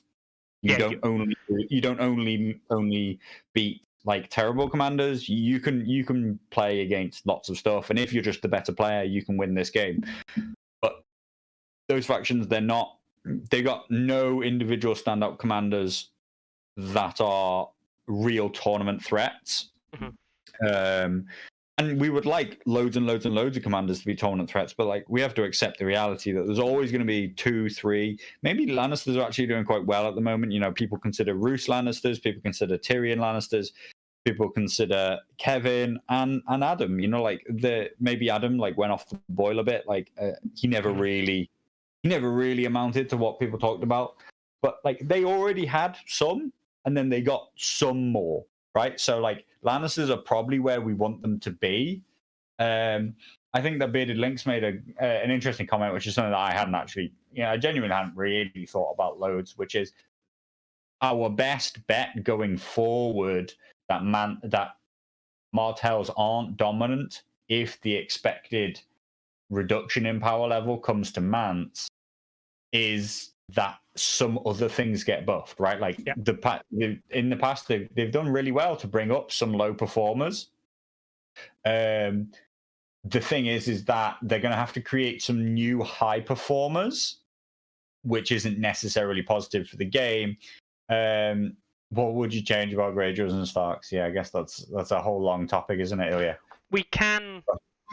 I can cover Starks very quickly for you, and actually Matthew Malovich in chat really nails it in one statement, in that Starks units are just all the same. And I said it earlier with the 6-point category, right? Starks have got... If anyone here hasn't looked, please look. I did a video on Starks, and it hasn't changed that much since that video. Look at the Stark roster. It has Total Shields, Stark Bowmen, Other Berserkers, Mormont She-Bears, Carstark Spearmen, Outriders, all at 6. And one of them gets played because it's just better than the others. And sometimes we see Stark Bowmen, sure, but like they're just worse. They're worse than Stormcrow Archers. Yeah, they're like, yeah. The issue is that the Starks are kind of homogenized into being 3-point categories with units in them, and then an 8-point unit. Because even the 7-pointers are bloody dire. Looking at Great Umbraxes and Mormont Bruisers. These are not. People say, "Oh, Great Umbrax, they're great against anything like Flame Men or Champions of the Stag," and I just go, "No, let's move on." Yes, they can work, but no, a good player won't walk into. A good player's not walking the Champions of the Stag into the only unit on the board that can realistically hurt it in a great way while you're playing Great John Umber. Oh, look, I did 4 auto wounds and I took a rank off, and now you've got like 4+ save. Oh, I didn't see this coming with my Champions of the Stag. Oh no, my only good unit is dead. Yeah. No. Anyway. Yeah, so I think that what other things in the game would need to get tuned up? I mean, like, I would, like, so this is the interesting. This is actually the interesting point, which is that like I don't necessarily want Flame Men to get nerfed. I'd like to see all the Lance Cavalry get tuned up a tiny bit. Like, can we make it 4 auto hits rather than 4 extra attacks? Wasn't it 4 auto hits originally? It was, right? Like, I sometimes forget that it's not. Honestly, somebody played the High Garden Lancers against me, and I honestly thought that they were getting 6 attacks and 4 hits, which is a big deal for a 4-up armor say, 4-up to hit unit. Basically means that really, really matters in the scale of things that, like, Weakened really reduces Lance Cavalry right now, whereas Weakened doesn't have that big of an impact on Flayed Men because, for a start, Weakened is risky against a unit that has crit blow. Not necessarily statistically speaking, but people are scared to utilize Weakened to its full effect if their opponent's attack could get better. And also a huge amount of their damage comes through the panic aspect. And as long as they deal 1 wound, they're going to make you take that panic test. Whereas the Lance Cavalry, everything is rolled into this attack and this sundering, right? So if you can weaken it and make those hits a lot less, and they don't have protracted combat efficiency. They're not good in the grind. And so a weaken on their 1 good charge is going to really kill them off. So, like I say, I think that a change to them so that now they become more viable versus the option against Flayed Men rather than bringing Flayed Men down. Bringing all 6, 7, and 8-point infantry up some, I think really does good for the game, but they can't just shift everything. I think they made some good improvements last time. I forget, did they even improve Mountains Men in the end? Yeah, they did. I think they did. Yeah, still don't see play. Still not good. People write an article on that. they're still not good. So yeah, I think they just need to keep bumping the middle of the pack, keep bumping the top of the pack, because 4-point units are still just very, very efficient. And I think the game's more enjoyable having played Negi ELO, where lots and like nearly all the 4-pointers are removed, I think that the game is more enjoyable with better units on the table and lower activations being viable strategies, being good play. Like you can just say that, oh, Carlo, just use, just play 7 activations then. But I don't want to play 7 into an 8 or a 9, right? I want to play 7 into 7. I want to play 8 while like having to make realistic sacrifices rather than just being like, okay, here's 2 4-pointers I hide in the corner and I still have 3 very good units. I don't have a problem with the 4-point issue.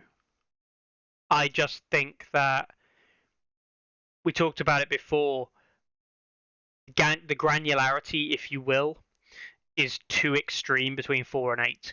If you look at any 8-point unit, you can basically point to it and say that is better than a 4-point unit in basically every single case, right? But you can't point to a 6-point unit and say that that is better than a 4-point unit in all cases. And that is a problem, because it should be. It's half of that unit points cost again. 2 6-pointers should be as equivalent as 3 4-pointers in terms of game effectiveness. And that just isn't true. And because it isn't true, you go down and go, actually, hang on. If I look at a 6-pointer and a 5-pointer, the 6-pointer is only one ability usually better than a 5-pointer. And if that ability isn't something that I want, or like Prey on Fear here, it just doesn't happen as often as you care about, or this unit isn't wounded when it makes its big attack, so you don't give a shit about Prey on Fear. This doesn't do anything when it's supposed to work. Therefore, I've wasted a point. Yep. I've now paid a unit for 6 when I could have had it for 5, and now I have inefficiency in the list. And if you know anything about good list building and good players, one of the things that actually is very evident with good list building, if you ever want to get better at list building, is every single ability, and I mean every single ability within a list that a good player has made and uses gets used. Not necessarily every game. Sometimes I didn't pass a panic check, therefore Stubborn Tenacity didn't get used. Yeah, well, okay, don't play for Stubborn Tenacity. But every ability gets used. Literally every ability and every stat. Every stat is used to what it should be using.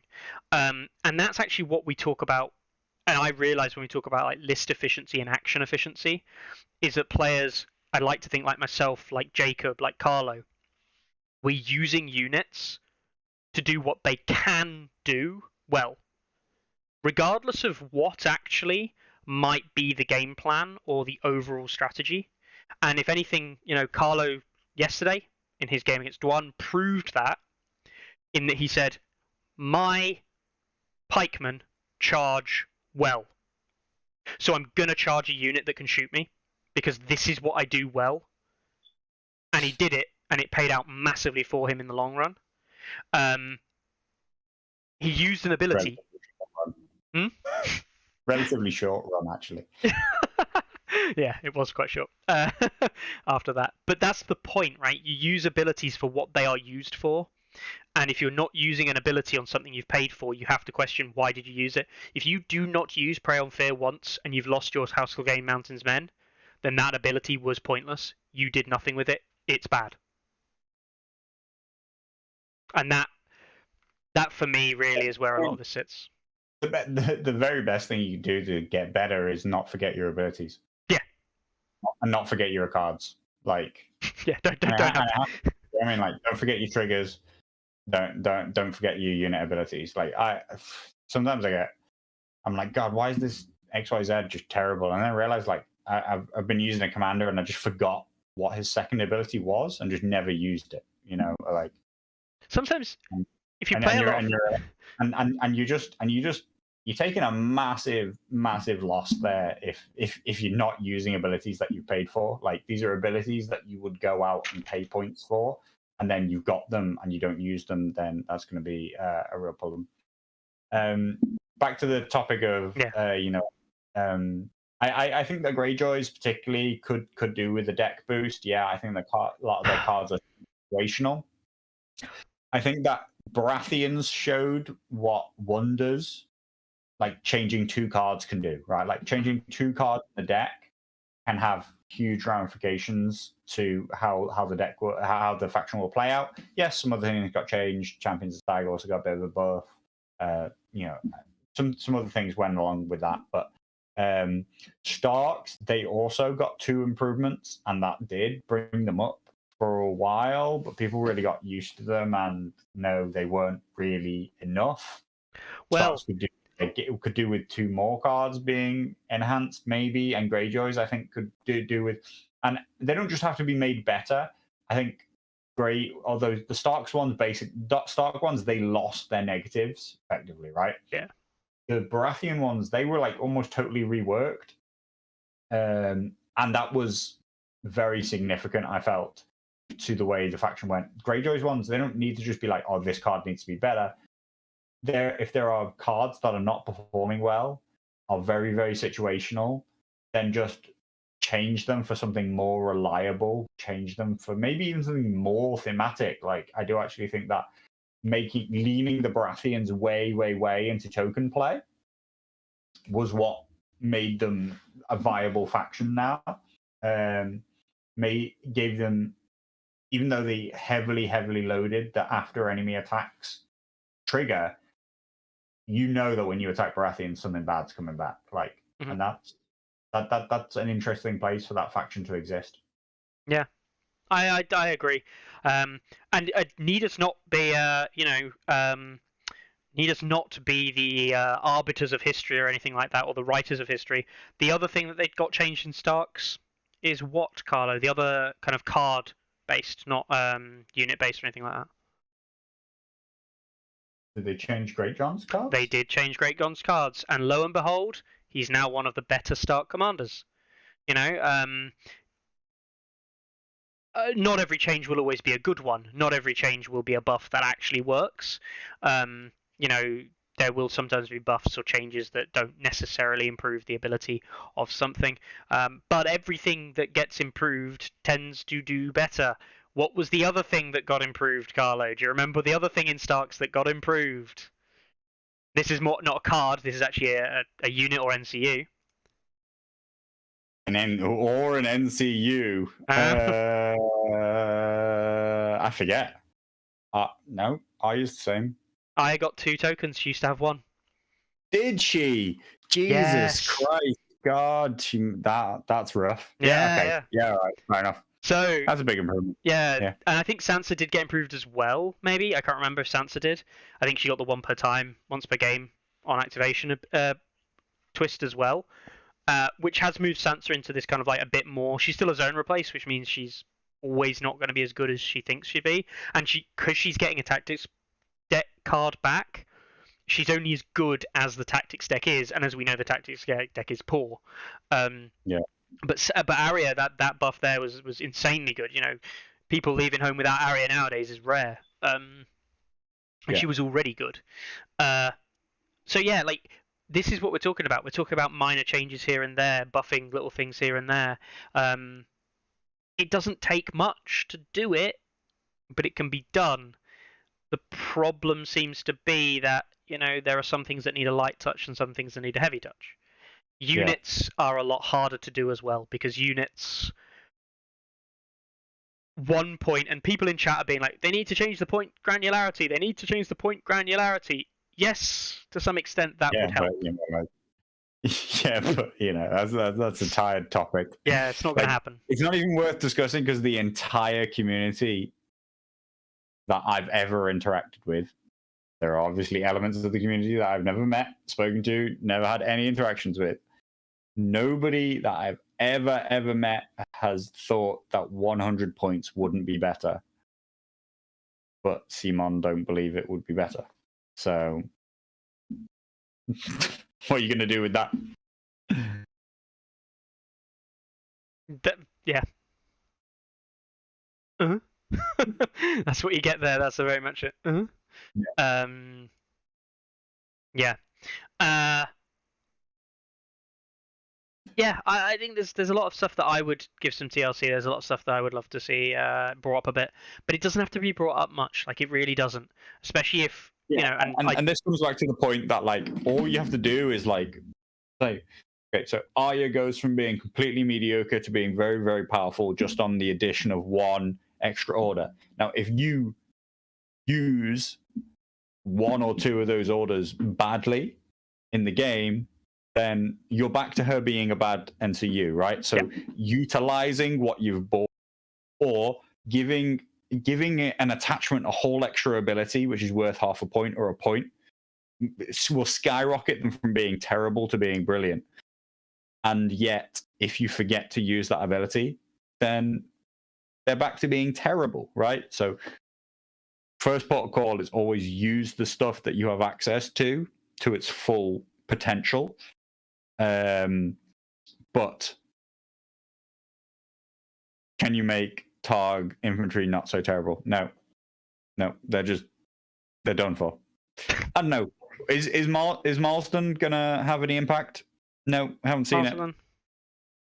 He is Marsden going to be at LVO? Do we know? He is slightly positive. He is performing marginally better than the faction, and he is now dropping after his initial play rate. Yeah, he hasn't made a big splash. You know, it's not in the sword. Friedman isn't in the sword. November win rate of 56% and an October win rate of 49%. That's respectable. Like that's respectable for Targ. You know, and that's not yellow. I don't think we're going to see yellow. You know, and a lot of this drop off has come on recent games, perhaps. Well, Wall of Red, Wall of Green. Yeah, that's a bit. But yeah, like I am of the opinion that Marsland probably is slightly positive. Yeah, he is a gimmick commander. Yeah, he is a gimmick. So right up my street. I was talking about this the other day actually. So like building Marsland lists, and it was like every time I was like, you want to put Vets Jorah, fine, yeah, like Flayed Man, and then every time I was like, I just feel that you're fighting for swords play now. Like you're just fighting for the sword zone all the time because you want to take swords with your vets, you want to take swords with your Flayed Men. Why do you want to take swords and put down a unit of freed men, which I do think is good on round one? But like you can't build a list that's like round one I do this cool play, and then I'm just a list with extra freed men in it. Because at that point you might as well build a list that's basically already very good, and then the only purpose of the list is to take swords once in the opening 2 rounds, purely to get an extra activation on the board. In which case, you are way better building an 8 or a 9 list going to 10 or 9 than you are trying to build a 7 going to 8. And at that point, you probably need freed men in your list anyway to get to that activation number. At which point, that one, you're running flayed men, you're running vets, you're running Jorah, you're running freed men, and you're like, Marsland, just going fucking cutthroats. I don't give a shit. And then I'll have a unit of freed men that, you know, coming on. Like the points get crowded out. It's interesting. It is obviously also down to individual players, but coming into the last 4 of negative ELO, there's actually a nice span of there's a Martell, a Baratheon, a Lannister, and a Night's Watch, which isn't necessarily what people would have predicted. In that, you know, a lot of people, I think that people were leaning very heavily towards Red Cloak spam and towards Swarm Brothers spam. Now, Jacob isn't running Red Cloak spam, but he is running like double Red Cloaks, double Hedge Knights as one of his lists. That definitely is like kind of like the better middle ground there. Now Larks is running absolute troll fest. He has one list. I don't know if it was an accident or what. It was. It doesn't have any Swarm Brothers in, and obviously he's just piloting it very, very well. But like, you know, it's interesting that the Swarm Brother spam never materialized into anything in this tournament. And it's interesting that we see Martell's up there, despite the fact that they had hardly any options. Now, how this relates to this conversation is lots of people were saying, and I think you said it as well, Mickey, that that Targs had like their whole unit roster available to them. Nearly everything's negative, and that surely Targs are a good choice. Now, Lyca's sat there in 5th, but you know, After 4 games, he only picked up 1 loss. He played the 4th game. Like, I have not seen anybody do anything significant with Targaryens with their full roster available to them outside of Drogo. Effectively, it's about the only thing. I do think there's, we see Grey Worm Daria, and I do think, Leica has a loss to WoP in a 6-6 wipeout, which is unfortunate, I guess. But then you look at the rest. I'm not saying obviously that they're trash or that they do nothing.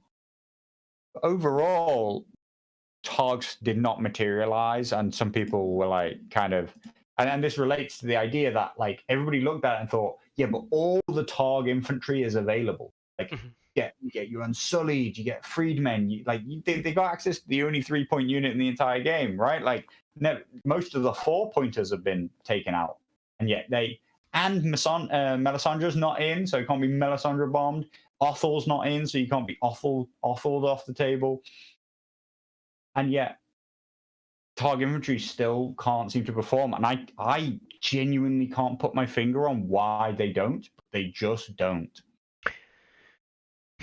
I looked at Corellian's game, big guy. I looked at Bill's game against Hibiscus, currently leading, and it was a little bit unlucky, perhaps. With but like you're talking about individual, talking about individual results, right? Like, right, but it told me something useful about Targs in the thought process, right?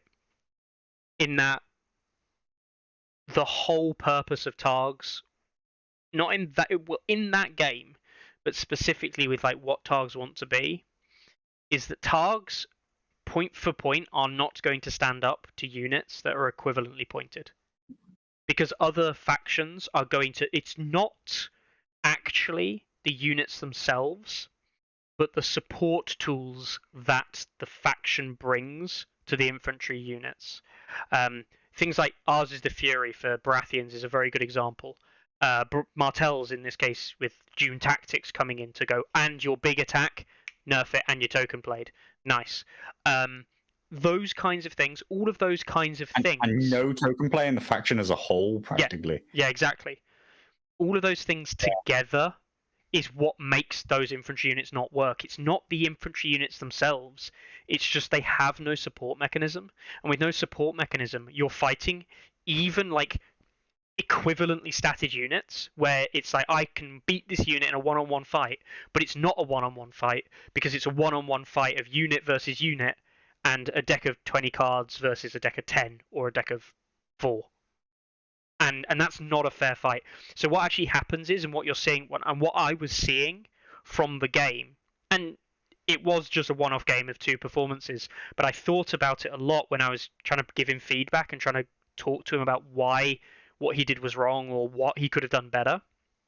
And I thought about it a lot after we'd had this chat, and I was kind of like, the game plan can't ever be to play a sustained game, because you will lose it. You will lose a value game. So you have to play a tempo game.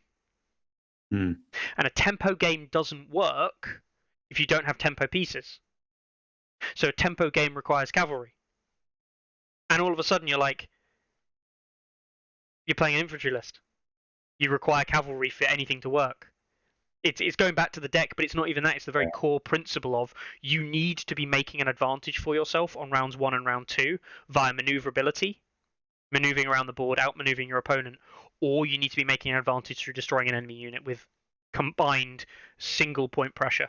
And infantry Targ lists don't do that. And as soon as you don't do that, like, Targs don't have anything. You can't win a one-on-one fight against somebody who has decks. Plays conviction when they pass a test and then plays justice on you after the attack, and you get all 3 tokens. It doesn't matter that your stats are better because you just enabled everything that they did just by attacking them. Whereas there's nothing really that the Targs ever enable. Yeah, I mean, that was the biggest thing. And that's why I guess that's why we see so much Drogo, because basically their entire game plan comes down to just digging for Drogo cards, right? Like you play a high tempo. They're just playing. They're playing for assault orders and maybe Adravat, like in a corner case. But like even Drogo's cards, you mostly just draw new cards from them, discard them. So think about your own Targ experience, right? And it's going to be hard because I'm asking you to remember now a lot of games in one go, realistically. But how many games with Drogo and how many games with Targs were you playing where the game was essentially decided in 2 rounds of combat? And I don't mean you won, like, you played rounds 1 and round 2 and it was game over. What I mean to say is you basically played incredibly cagey, either round 1 through 4 or round 1 and round 2 and maybe 3, but the fight starts on round 3 or the fight starts in round 2, and the game is basically decided on round 3 or round 4. The round after, the game is decided. Either that initial combat went well for Drogo and you're in and you're killing things, and now you haven't won just yet, but you just have to keep the tempo going. You just keep mashing people. You just I have to throw more things in to stop you, and I can't throw, and I'm running out of things to throw in, and eventually I'm basically tabled, or you've killed enough that you can just run and get victory points. Or you don't get that burst in. I hold, the line stays up, and Drogo dies, and oh shit, I've got nothing left. And that's the problem. That's the problem with Targs, is that they run out of that steam, and the moment they run out of steam, they have no method of getting it back at all. And the infantry doesn't build the steam to start with. Yeah. Simple as that.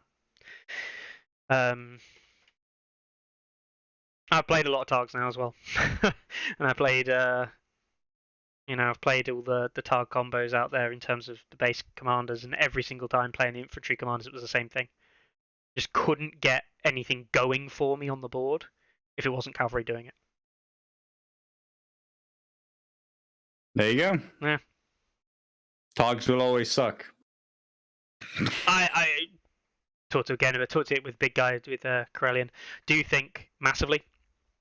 From a design perspective, the split deck, or this idea, if you will, of different commanders bringing different feels to the deck, has. I actually think it's a very good idea. I think the idea is sound, but it doesn't work. If it was neutrals, maybe that would be a bit different, because you could flavor the neutrals around sub factions. But again, like, Lannisters don't have sub factions, but they kind of do, but they don't, right? But it doesn't really matter. Yeah, they have faith and they have non-faith, but like. Yeah. Technically, they have Clegane. There's a sub faction for you. Technically, yeah, they have Clegane as well. Yeah. Stark have sub factions now. They've got Mormont, they've got Karstark, they've got Starks, if you want to call that a sub faction. Baratheons, you literally have sub factions. It's called loyalty, and even then, within the loyalty, you have Stannis. Either you have R'hllor or non-R'hllor. So you've got a sub faction within the loyalty system. Not really with any side. Night's Watch, you've got builders now in the combination with Othel. You've got Ranger. Yep. In Free Folk, we've seen Frozen Shore come out more recently as a sub faction. In Martells, okay, they've only just come out. They don't have sub factions, but screw you. And then the only other 2 factions really, Greyjoys, they technically don't have sub factions. Again, maybe that might be a criticism. It might be something that they're bringing out in the future. Lots of stuff with Black Tide being called this, that, and the other. Maybe House Harlaw becomes a thing in the future. But Targs don't have sub-factions. A literal faction that they said different commanders would bring different feels to the faction, and they have no such thing as a sub-faction. Just means the nothing same. Brings affiliation. Yeah, nothing brings affiliated. And nothing gives bonuses to cards with X affiliation. The only thing, the only affiliation I will allow a player to have and say exists is Mother of Dragons with dragons. And that's okay, I thought barely... you Storm. No. Well, I mean, Dario with Stormcrows, okay, yeah, but that's just a copy of a neutral one. Like, it's just a copy of a neutral one that already exists. This is the thing. Darg. Dario Targ. Darg. That's his new name. Darg. Dario Targ is not even different to neutral Targ, except he has to have a fourth card because that's what they decided. And the fourth card he brings is basically renowned as being pretty fucking awful. Sorry, I just massive diatribe, but yeah, like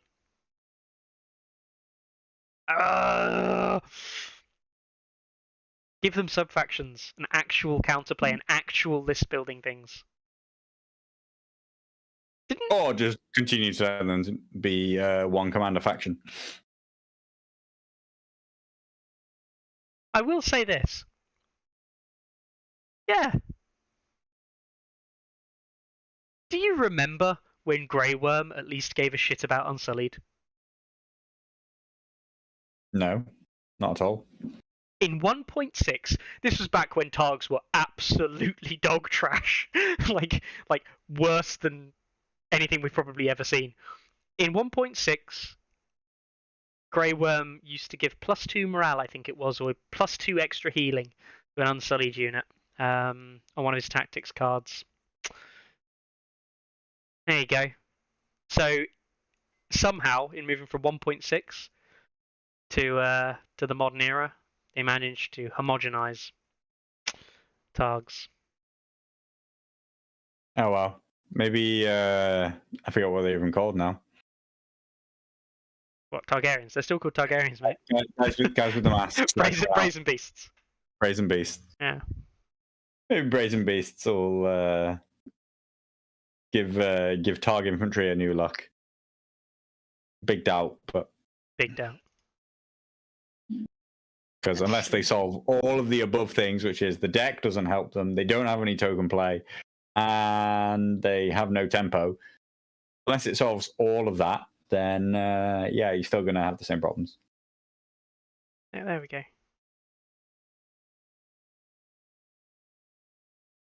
Look at that. Refuse to yield. If you're unsullied, you get D3+1 instead. Yeah. Yeah, I still have all the 1.6 cards, and sometimes I do look back at 1.6, which is now like 2 years ago. Basically, when this, well, 2 years ago when the vast majority of the community seems it's like stopped playing. But I do look back at 1.6 sometimes, and I'm like, that was good. Why did they remove that? That was good. Why did they remove that? That was good. Why didn't they change it? Oh, that was bad. Why didn't they change it? Tack approach, for example. Like, people think tack approach is good now. It was the same. Oh god, yeah. Used to be bottom bastard girls just to one shot anything. It was exactly the same card, and it was on range attacks as well. And Baratheons were trash unless you played Stannis with tack approach bastard girls. Got the token out. Yes.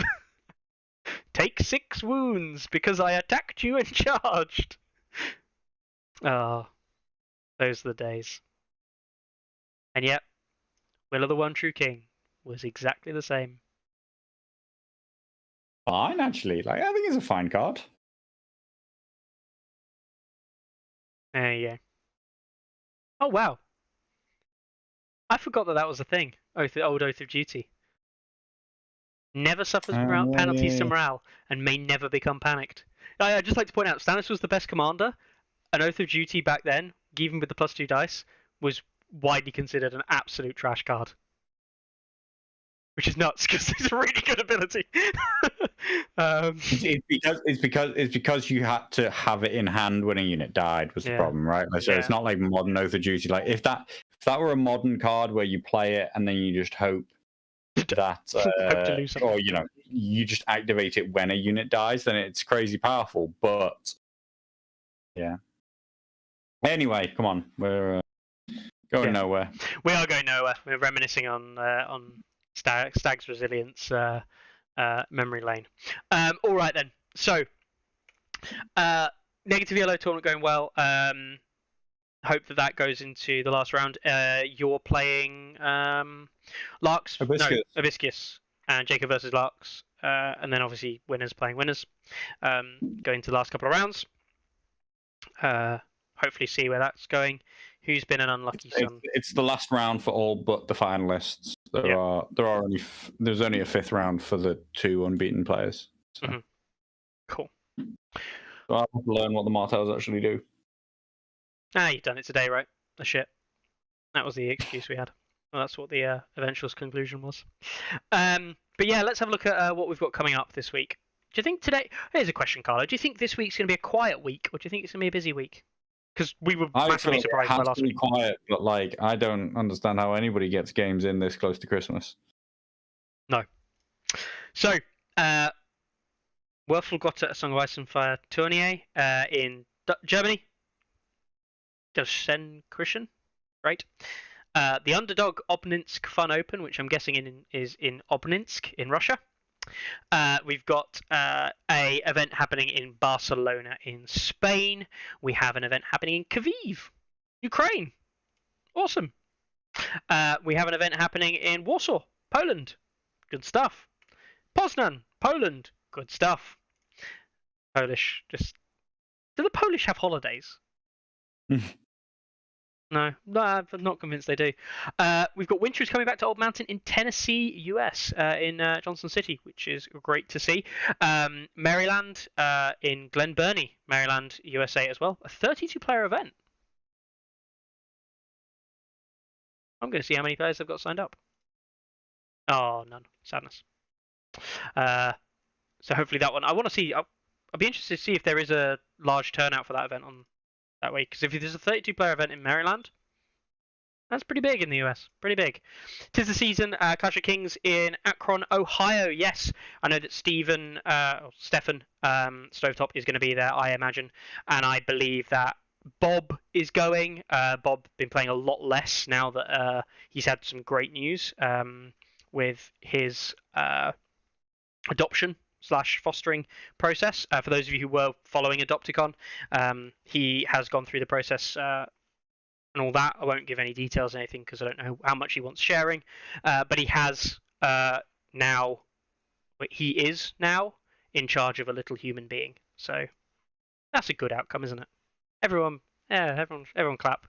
Everyone be smiley. So anyway, yeah, Bob and Chris Tran, who's been very quiet as well, who's been traveling the world and doing work, as it turns out, will be there in Akron, in Ohio.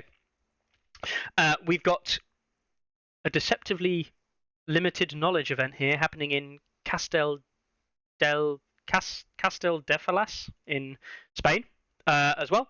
We've got Shanghai, China event happening. Is this the first Chinese event? My voice just went there. I think there was one listed in the past, maybe. Right, surprised it gets past the Chinese firewalls. Maybe it doesn't.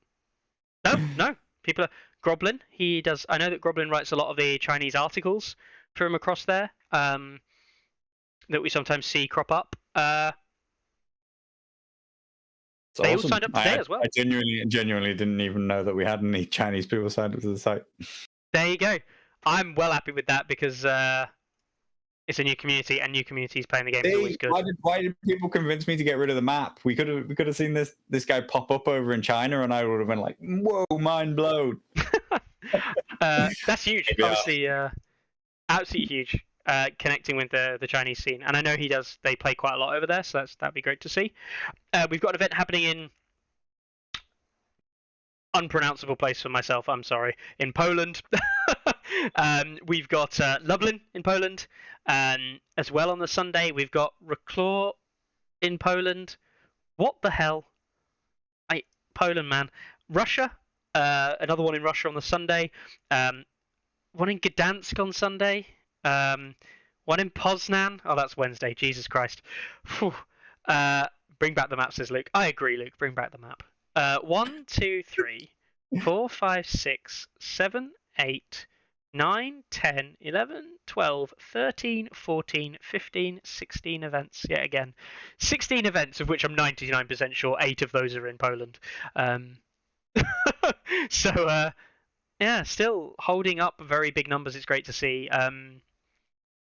Awesome week for Song, as always. Same as every other week.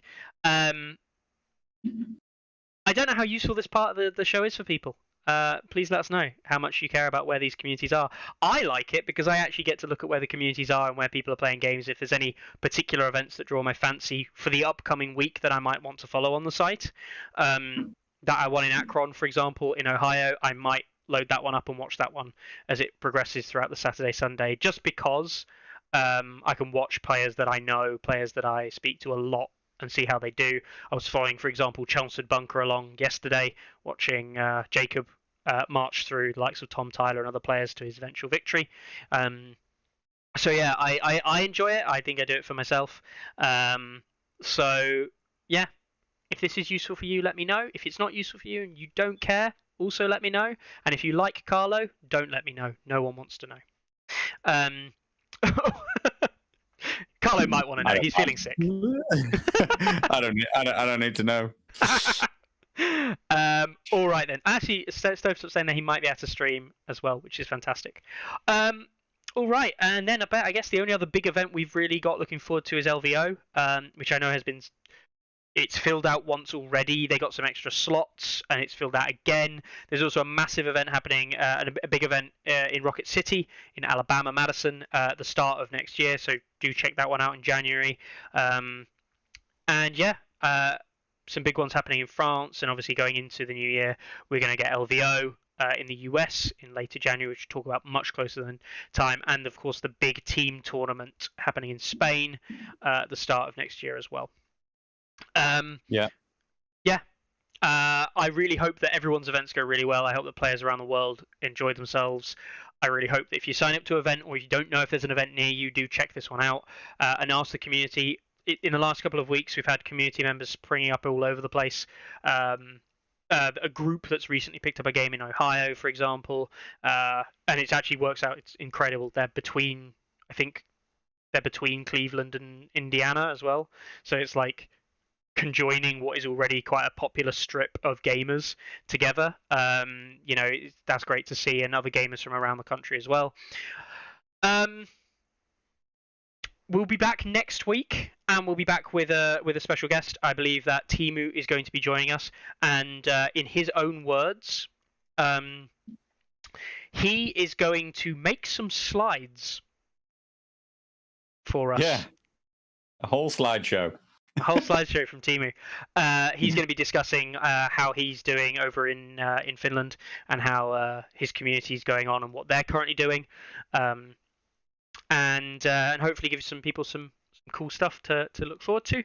And then we'll be on to Christmas, and we definitely won't be around the week after that. So we'll be here next week. Definitely not here the next week. May be here the week after, but I believe that is New Year's Day, or the holiday New Year's Day in the UK. I think it's the second. Yeah. I'll probably be about Carlo. Just next week and you find out. Yeah, Carlo might not be. We'll see. All right then.